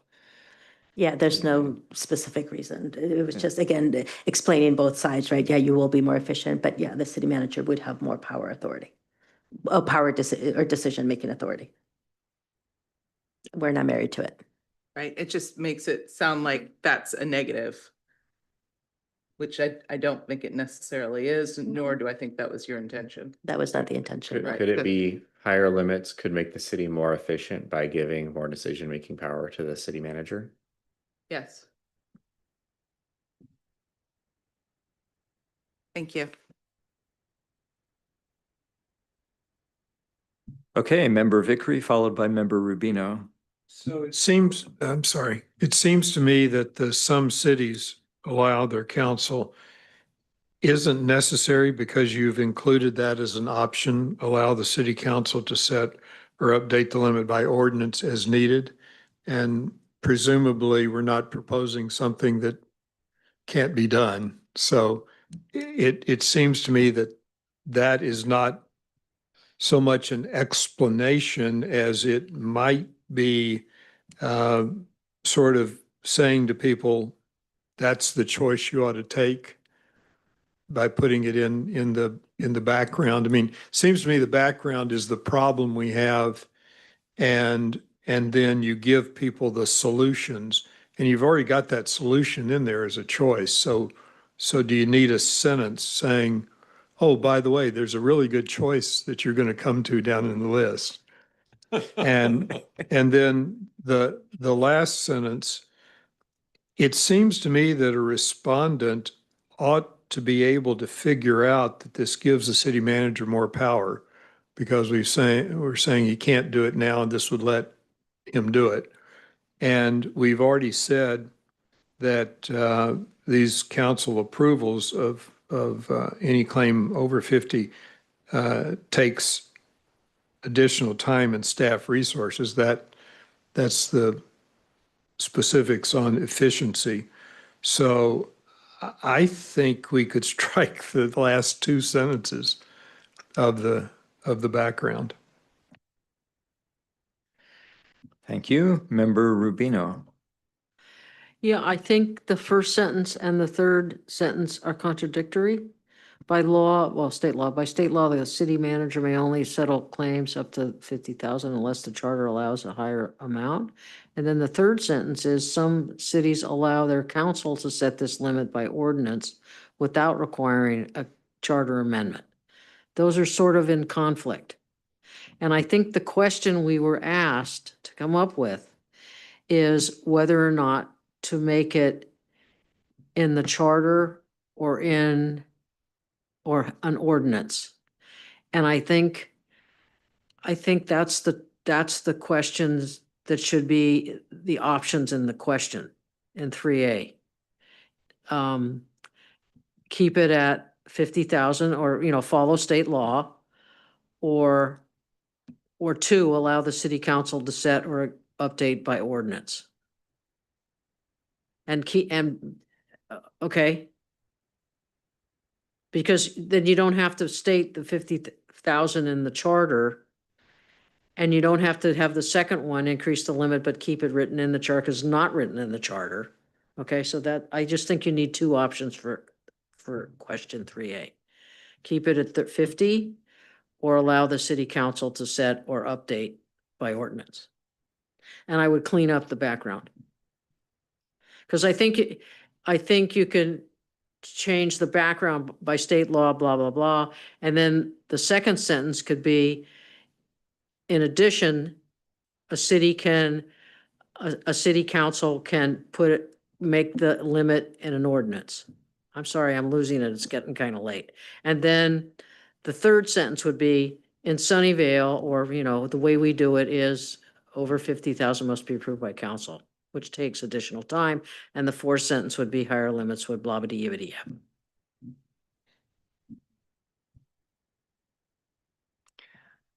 All right, Member Vickery, followed by Member Wee.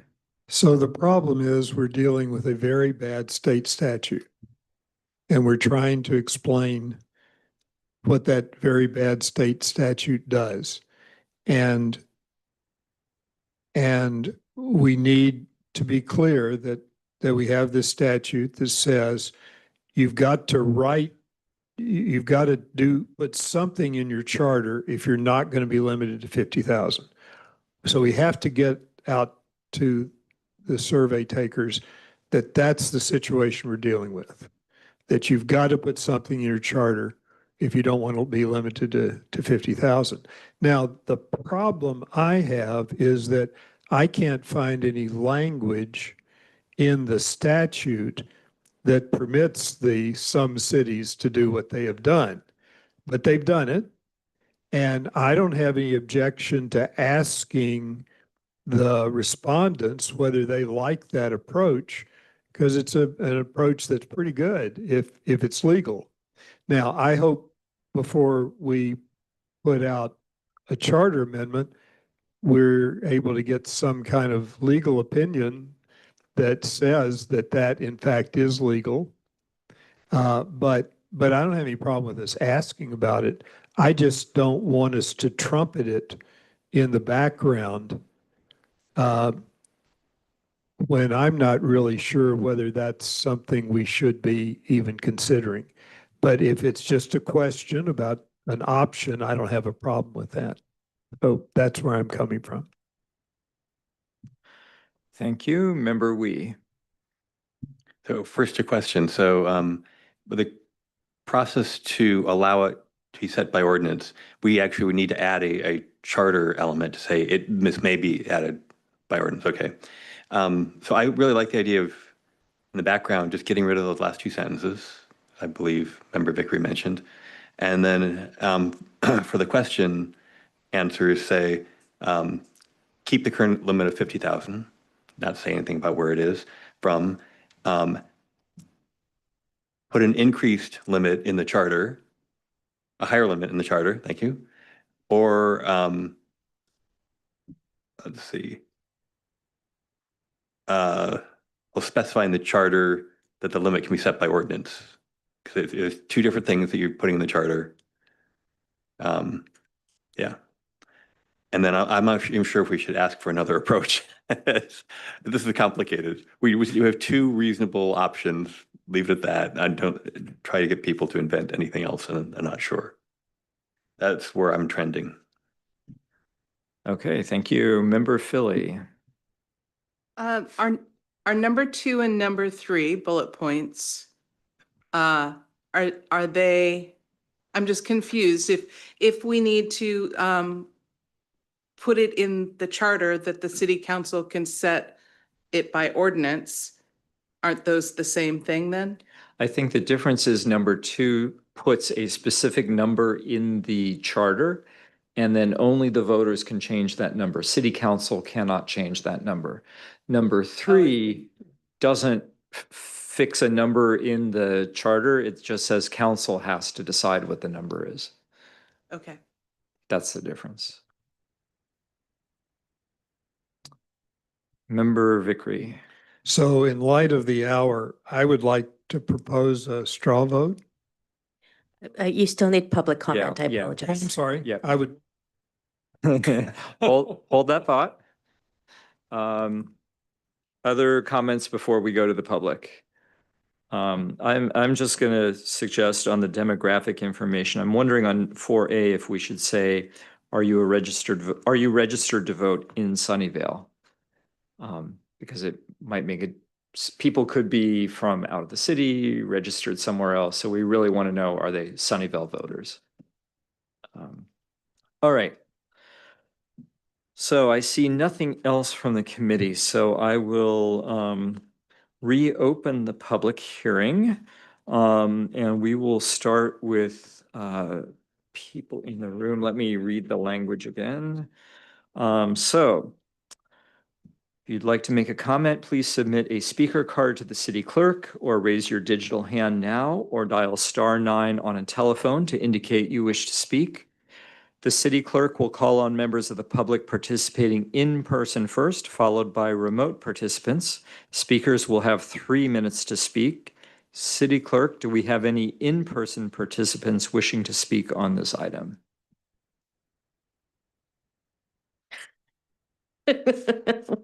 Yes, Chair. First up is Steve S.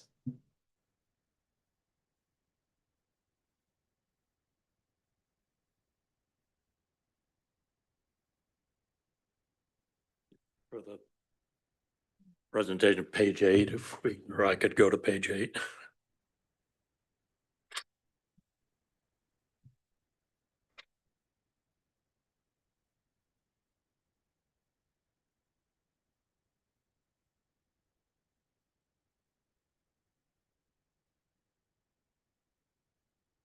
Let's see. Oh, there, okay. Is this thing working? Yes, it is. Okay.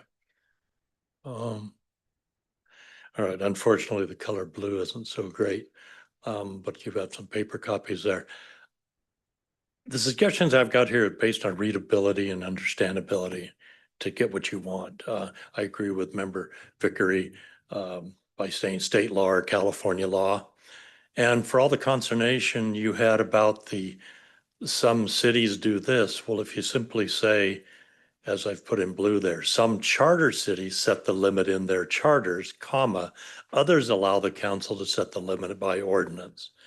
Then I think that makes it clear to the reader of what we've got, a California law thing, and we've got charter cities versus councils doing things.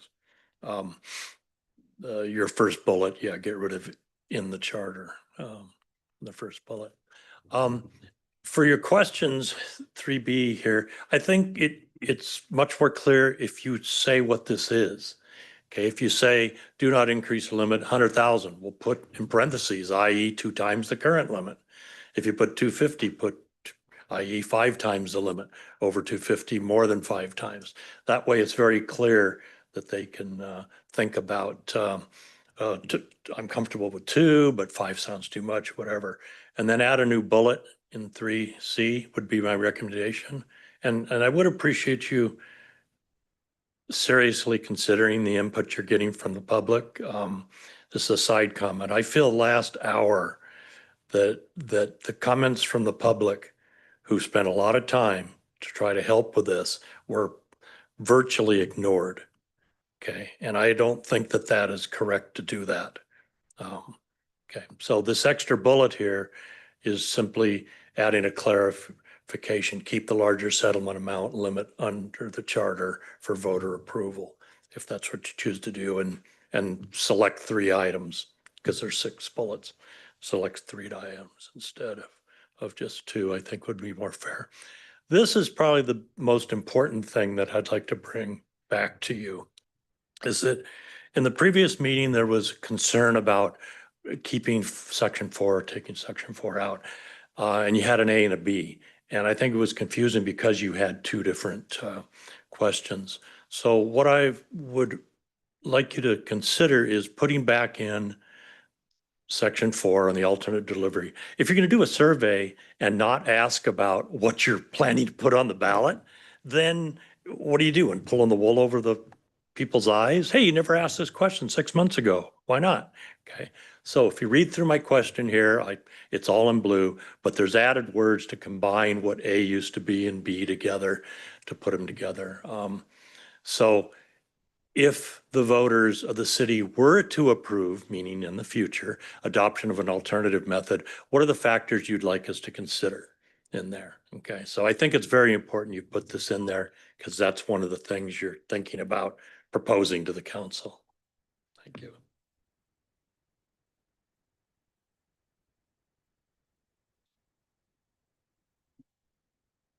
Chair, that was the final speaker in the room. Okay, thank you. And now we go to remote speakers. Remote speakers are warned to limit their comments to the agenda item being considered. Speakers who are ruled out of order will not be given another chance to speak on this item. This is for agenda item number 2, file number 25-0229. City Clerk, do we have any remote participants wishing to speak on this item? No, Chair. Thank you. Then I will close the public hearing and bring it back to the committee for additional discussions or straw polls or motions. Let's start with Member Vickery, followed by Member Philly. I would like to propose that we do a straw vote on putting state in front of law in the first sentence of the background, throwing in that comma I mentioned before which, but then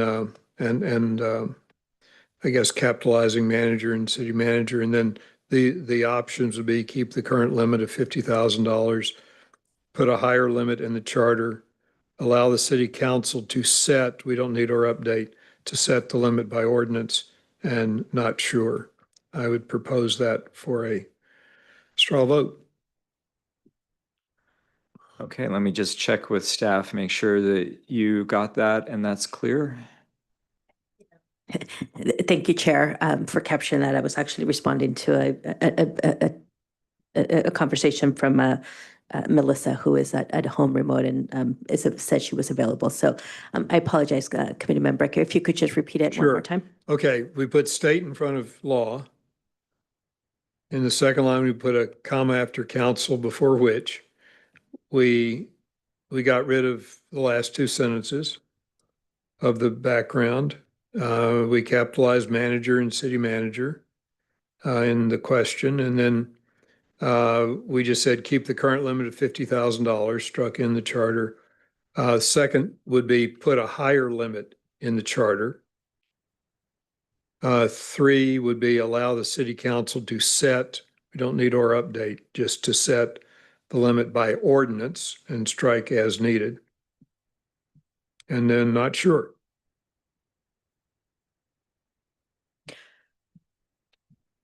I was, thank you for rereading that. If I was actually going to suggest if something even more concise, but similar to that, if I could maybe read it. And this is actually in conjunction with Melissa. State, how about this? State law provides that the city manager may settle legal claims up to $50,000. Semicolon, settlements greater than $50,000 must be approved by the city council, period. However, this limit can be changed by charter amendment, period. And then our question would be, how should Sunnyvale handle the city manager's settlement authority? And then we can have responses of keep the current limit of $50,000, increase the limit, but keep a specific amount in the charter, allow the city council to set and update the limit by ordinance, or not sure. That sounds fine. I still don't think you need or update. If you set it, anytime you set it, you've updated it. If you've set it a second time, a third time, I think set is enough. But your second option was, read it one more time if you would, if that's okay, Chair. Yes, absolutely. Increase the limit and keep that limit in this, include the limit, the specific limit in the charter. So it's basically what we, increase the limit, but include it include the amount in the charter. And, not but. How about and? And, sure, and. That sounds good to me. Okay, so that is the straw poll that's on the table. Let's see if there are any comments from committee members. Seeing none, if you support the language that was just presented, please raise your hand. It's unanimous. Okay. Thank you, Melissa.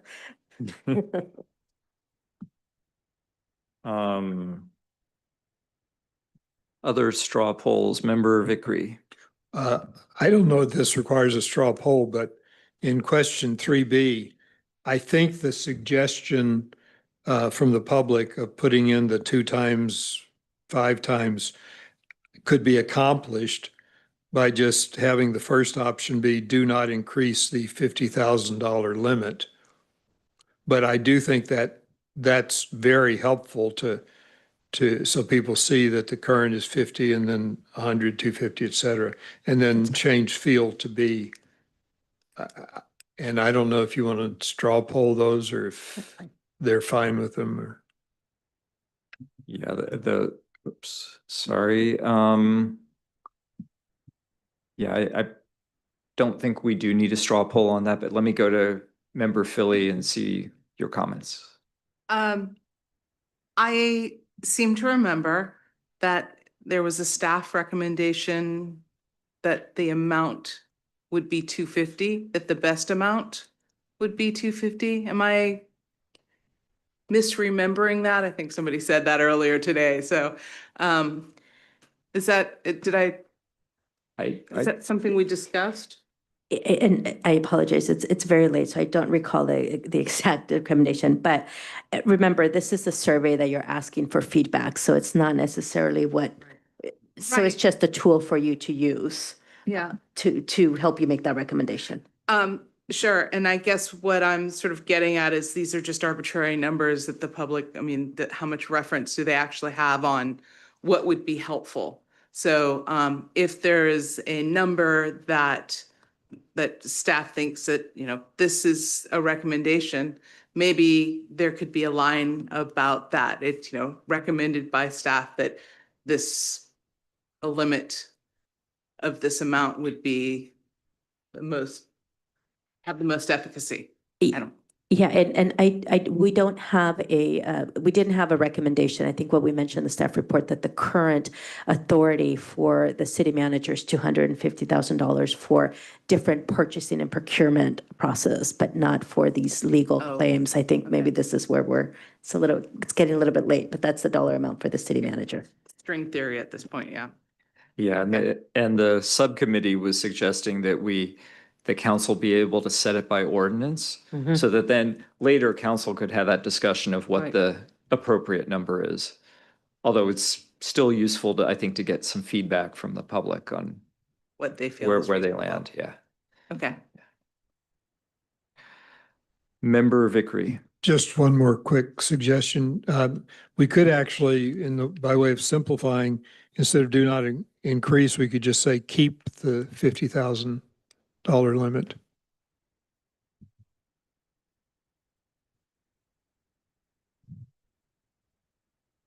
Yeah, I'm seeing nodding of heads. I think that's something that staff can, that doesn't change the meaning of that. So I think staff can just do that. Okay.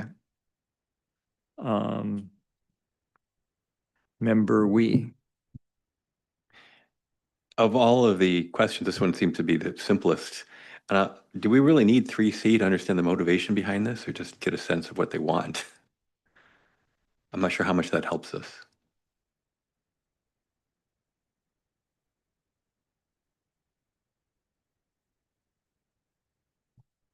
Guess that's a question for the committee. And for staff. Yeah, like, what would we do with this Well, information? yeah, how does this really help us? Yeah. Okay. I'm always looking at how to make it shorter. Yeah. Appreciate that. Member Olafson, followed by member Newswanger. Oh, sorry. Okay, you're on. To answer your question, from my perspective, this adds nothing to our ability to make a decision. We're asking for some data points, not the touchy-feely stuff. So I would be very comfortable deleting 3C from the consideration.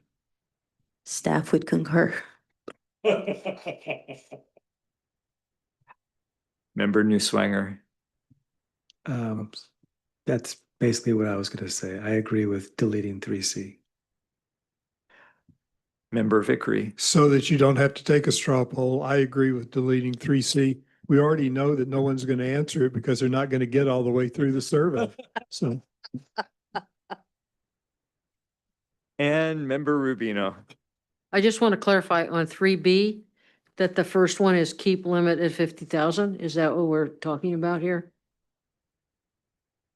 And then have the 100, 250 over 250, not sure. Is that correct? Okay. That is thank you. correct. Thank you. So I would concur with removing 3C. Staff, do you want a straw poll on that, or you're comfortable? I think we got the direction. Okay, good. And then the only other thing I will offer up is on 4A, are you registered to vote in Sunnyvale? So seeing thumbs up on that. So probably don't need a straw poll on that one. Okay. Member Vickery, followed by member Rubino. well, one question, do you also want to add Sunnyvale in 4B? I think if someone moved in from another city, it's okay that they voted elsewhere. So then I was surprised, since I was the person that suggested, I think at the last meeting, that it would be difficult to get meaningful input on the fourth item, the projects, the alternative projects. I was impressed with the proposal from Steve that was presented. And I know it's more work for staff, and I think it might need a little bit of wordsmithing, but I thought there might be some useful information from what I saw there.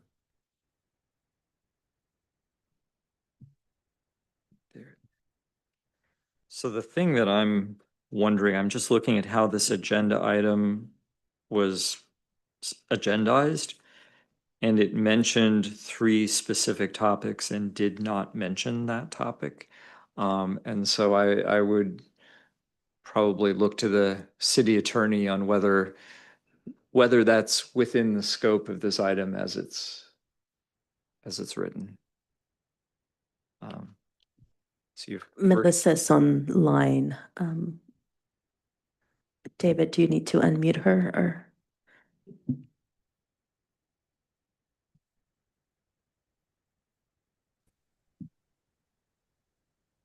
I'm sorry, I need to check. I need to look at the agenda title. It's not at the top of my mind right now. Melissa, does it help if I read it? Or Sure. discussion and possible action on survey to gather community feedback on potential charter amendments related to council vacancies, council and mayor compensation, and city manager claims settlement authority. So we didn't call out the public works delivery methods. Oh, I'm sorry. I thought we were talking about the demographics questions, which were 4 on this current survey draft. Oh, yeah. Well, the committee voted, I think, at the last meeting to take the Public Works question off, and it was not on the agenda, so I don't think you can discuss adding that back in. It also wasn't part of the materials for this meeting. It wasn't agendized to address that, and it didn't provide any notice that you'd be discussing the Public Works issue again. Yeah, and that was really my concern, is that someone in the public who might be interested in that topic wouldn't know that they should come to this meeting and say something. And again, this is just one survey, so council could do another additional outreach, such as, sorry, I keep sounding like a broken record, but just as a reminder. Yeah, and I think I said at the last committee meeting, I was on the subcommittee that looked at this, and I really liked the topic, and I was okay removing it from the survey just because we had other more pressing, more controversial things to get to. So that is what it is.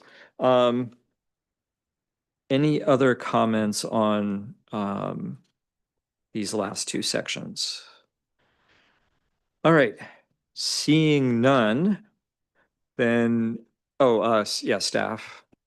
So I think based on these questions, we will do everything that we possibly can to get this done. I don't think there's major work that we can do. So assuming the chair is available Friday or Saturday, we can definitely, if we can't get the survey in by Friday, we would do it by Monday morning, or maybe even during the weekend if we're able to get some work done. So I don't think it would impact our schedule that severely. And I will definitely be available Friday, Saturday, Sunday, whenever you need me. Make sure it moves forward. And I do want to encourage all the committee members to really promote the survey. I think the success of it depends on shaking the trees, getting the word out there, getting people to complete the survey. And I believe when it is pushed out, staff will we get a copy of the announcement? Link, yes, we will. The plan is to email the entire committee the direct link, so you can forward whatever social media post or stuff that we put on our website, just a succinct message that you can just forward on to your contacts, your friends, your family that live in Sunnyvale. Might be helpful to get the word out. So we will definitely make it easy for you to publicize it. Yeah, thank you. Very much appreciate that. And then I'm just going to be the bad news Brown Act bearer for one moment and just say that when you're sharing things on social media, make sure you're sharing what the city has posted. If any of you are friends with each other on Facebook, don't reshare or repost anything any of you have posted or shared. Make sure you're just resharing what the city has posted. Yes, thank you. That's actually really important for us to to follow the Brown Act guidelines, and also to have a transparent process so everyone gets to see the same things. Okay, so now, okay, before we close this item, I'm seeing three, thank you, hands raised. So we'll start with member Wee, followed by member Vickery. If members of the public have questions, are we allowed to answer them, or do we point them to staff, or how does that handled?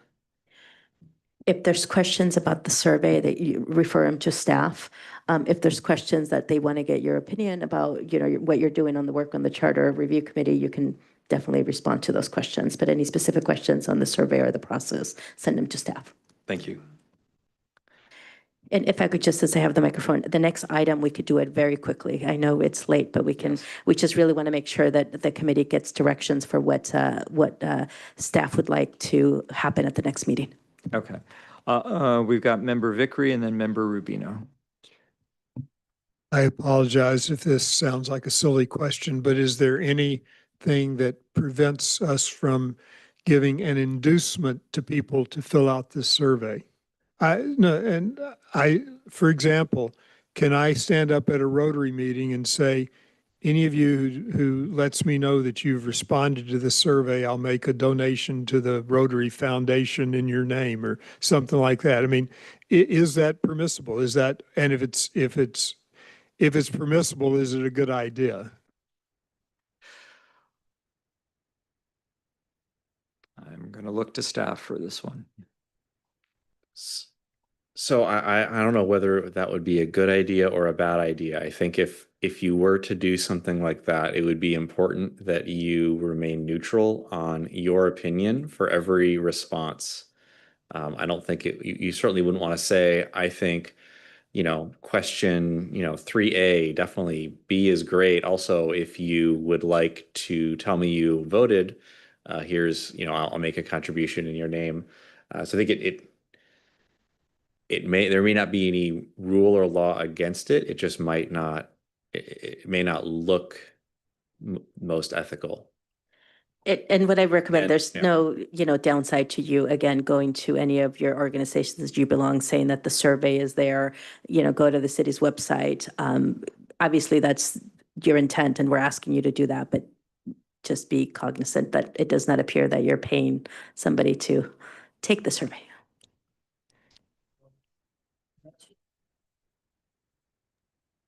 This, That's this why question of, oh, sorry. yeah, I ask because I will definitely, harangue everybody at Rotary meetings to answer the survey. The question is just whether, the stick there could be a carrot that went along with the stick. So maybe there's too many Rotary members in the room right now to be asking that question anyway. So sorry. City And- Attorney. Oh, yeah, sorry. Yeah, City Attorney, did you have a comment? Well, we'll just say this question has come up a couple of times. It's a policy issue mostly. But where it's come to my attention, the city has really taken the position that we don't really want to get in the practice of kind of paying people for public participation. To the extent we can encourage it, I think that that's great, but kind of operationally, in other cases, the city has taken the position that we don't want to kind of create the impression that we're paying people to participate. Yeah, thank you. And I just kind of remind all the committee members to be very protective of the integrity of the process. So if it even smells a little bit questionable, I say just let's not go there. Thank you for bringing that up and asking. Member Rubino.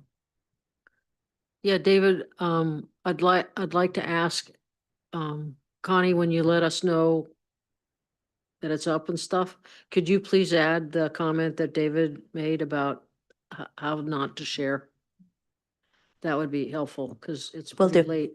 It's pretty late and we don't all know civics. Thank you. Okay, with that, seeing nothing else from the committee, we will now move on to the next agenda item. Agenda item number 3, file number 25-0418. Discussion of timeline and recommended template for completing Charter Review Committee reports. Is there a staff report? There is. Thank you, Chair. And I will do my best to keep this as brief as possible because you all have been here for a long time tonight. When the council established this committee, it did set a time frame for it, which was really to finish the work by the end of 2025. That was something we all promised you when you were selected for the committee. And it is not our intention that the committee goes on forever. So what we wanted to do, since next week is October, is really sort of provide a roadmap for where we go from here, what the next steps are for the committee. The report contains sort of an outline of upcoming dates, meeting dates, and then materials deadline dates. The next step for the committee is really to start drafting its report. And the subcommittees, how we see that working is the subcommittees will work together to prepare drafts for each of their issues. And we've kind of mapped out different meetings to review those drafts. So if you look at the outline in the report, the committee's next meeting is October 23rd. We will present the community survey results at that meeting, and then we're hoping to have draft reports from the subcommittees for meeting scheduling, public works contracts, and the settlement authority for the committee to review and discuss at that meeting. The meeting after that is November 6th. We're hoping to have subcommittee reports for city council vacancy and city council salary by that meeting. And then the subcommittees can, based on the feedback at those two meetings, the subcommittees can update their reports, provide them to staff. We will compile all of those topic reports into a full CRC report and present that to you at the December 4th meeting. Potentially for action, we have another placeholder meeting in January. If we need an additional meeting, that's fine. We've also provided we got some feedback at the last meeting or after the last meeting that a little bit more structure would be helpful. So we've provided a suggested report template for how you kind of present your discussion and analysis of each issue. You don't have to be wedded to every element of that template. It's a suggestion to get you started in writing up your reports. But that's kind of the plan that we're proposing for the meetings and for really kind of bringing the report home and getting this issue to the council. The report will be used, it'll be given to the council, so they'll be able to read it and kind of understand your analysis and thought process that got you to your recommendation. And then it'll also eventually be posted online. So when we do have a measure on the ballot, interested voters can look to the report and kind of understand the background and the analysis you did to get to that recommendation. So those are kind of the two key things that the report will be useful for. And I'm happy to take questions on that. Staff is here as you're doing your write-ups to answer questions, to help you write up. Like I said, we'll be compiling everything into a report once we have all your drafts. So, we can kind of do edits and things like that for you. But we're happy to help if you have questions as you're drafting and that as well. So. Okay, and Connie? If I could just add, and the rationale of the schedule for thinking our next meeting on the 23rd to have the subcommittee report on meeting schedule, public works contract, and settlement authority items is primarily the meeting schedule and the public works. You're not waiting for the results of the survey. So we think that the subcommittee, can really do some your work on that. And then we do know that there's a short turnaround time between the 23rd and the October 29th meeting as to when the deadlines are. It's just because the time is really constrained. So we can look at, see how we're doing on the 23rd based on the survey reports. As Melissa said, there may be a little wiggle room, but we really are trying to maintain the integrity of when the schedule we told council we would complete it, and also make sure that we don't keep you longer than we told you that we would keep you here. And I think one of our other thoughts was you don't need the survey results to start putting together reports that have kind of all of the research and analysis that you did. All of that will go into the reports, whether or not you have those survey results. So, incorporating whatever you take from the survey can be done later on, but we did want to kind of get you some suggestions for a template and how that write-up should look early on so that write-up process can start happening now. Very good. Thank you. Appreciate that staff report and appreciate the structure, the suggestions for us. So let's go to questions from committee, and then we'll open the public hearing, and then we'll bring it back for any follow-up. So we'll start with Member Vickery, followed by Member Philly.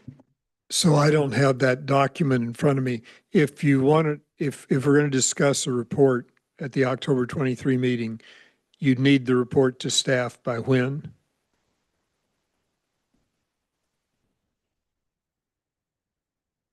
October 15th. October 15, okay.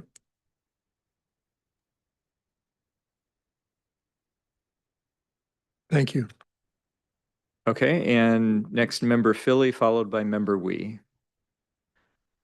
And so just a point of clarification, the October 15th, the October 29th, and November 19th are not meetings. They're just deadlines for us to have provided information to you. That is correct. Good. I have other meetings. So Yes. Okay, Member Wee, followed by Member Rubino. Just to make sure I understand when the survey is open, one place it says it's open till the October 20th, another place says it's open till October 8th. Which is the correct date? October 20th. Okay, thank you. And Member Rubino. Yeah, do you have copies of reports that were written before so we can take a look at what's in them? They are all on the website. Oh, reports from other commissions or something? from previous chair reviews. Yes, they're also on the website. We included a lot of those background materials. Okay, so it's on the charter? The historical, yes. Okay, okay, thank you. How long are they typically? Hold on, let me get your microphone on. There we go. And how long are they typically? In number of pages or? Yeah, it depends on the topic. You know, the last ones were single, some charter reviews were single topic. Some were more than one, so it really depends on the topic. This is we have 5 items that we'd have to discuss, so it really depends on how much information you want to provide to council. Yeah, I wouldn't say there's a typical page number for a report. I think it should be, what you feel is important to include. A good report to look at would be the report from the Vacancy Commission. However, that was a single issue commission. So, the report's kind of long, and I wouldn't necessarily expect that the report for each issue for this committee is as long as that one was. So, the guidance I would suggest is, to include all of the information you feel is relevant and go from there. Good, thank you. So I see no other comments at this point from the committee, so I will go ahead and open the public hearing on this item. If you wish to speak, please submit a speaker card to the city clerk or raise your digital hand now or dial *9 on a telephone to indicate you wish to speak. The city clerk will call on members of the public participating in person first, followed by remote participants. Speakers will have 3 minutes to speak. City clerk, do we have any in-person participants wishing to speak on this item? Yes, first up is Steve S. That speaker card's been withdrawn. Chair, there are no members of the public indicating desire to speak in person. Okay. Remote speakers are warned to limit their comments to the agenda item being considered. Speakers who are ruled out of order will not be given another chance to speak on this item. This is for agenda item file number 25-0418. City Clerk, do we have any remote participants wishing to speak on this item? No, Chair. Thank you. I will close the public hearing, bring it back to the committee for any other comments or questions. I don't think we need a motion on this. Okay, I see nothing from my colleagues, so I will close this item and move on to non-agenda items and comments. This portion of the agenda is for oral reports and announcements by committee members and staff to share information. We'll start with committee members. Do committee members have any non-agenda items or comments? I see none. So staff, are there any non-agenda items or comments? No. Great, thank you. So remember, everyone, promote the survey. Want to get lots of participation. Thank you so much for all your hard work tonight. And the meeting is now adjourned at 10:48 p.m.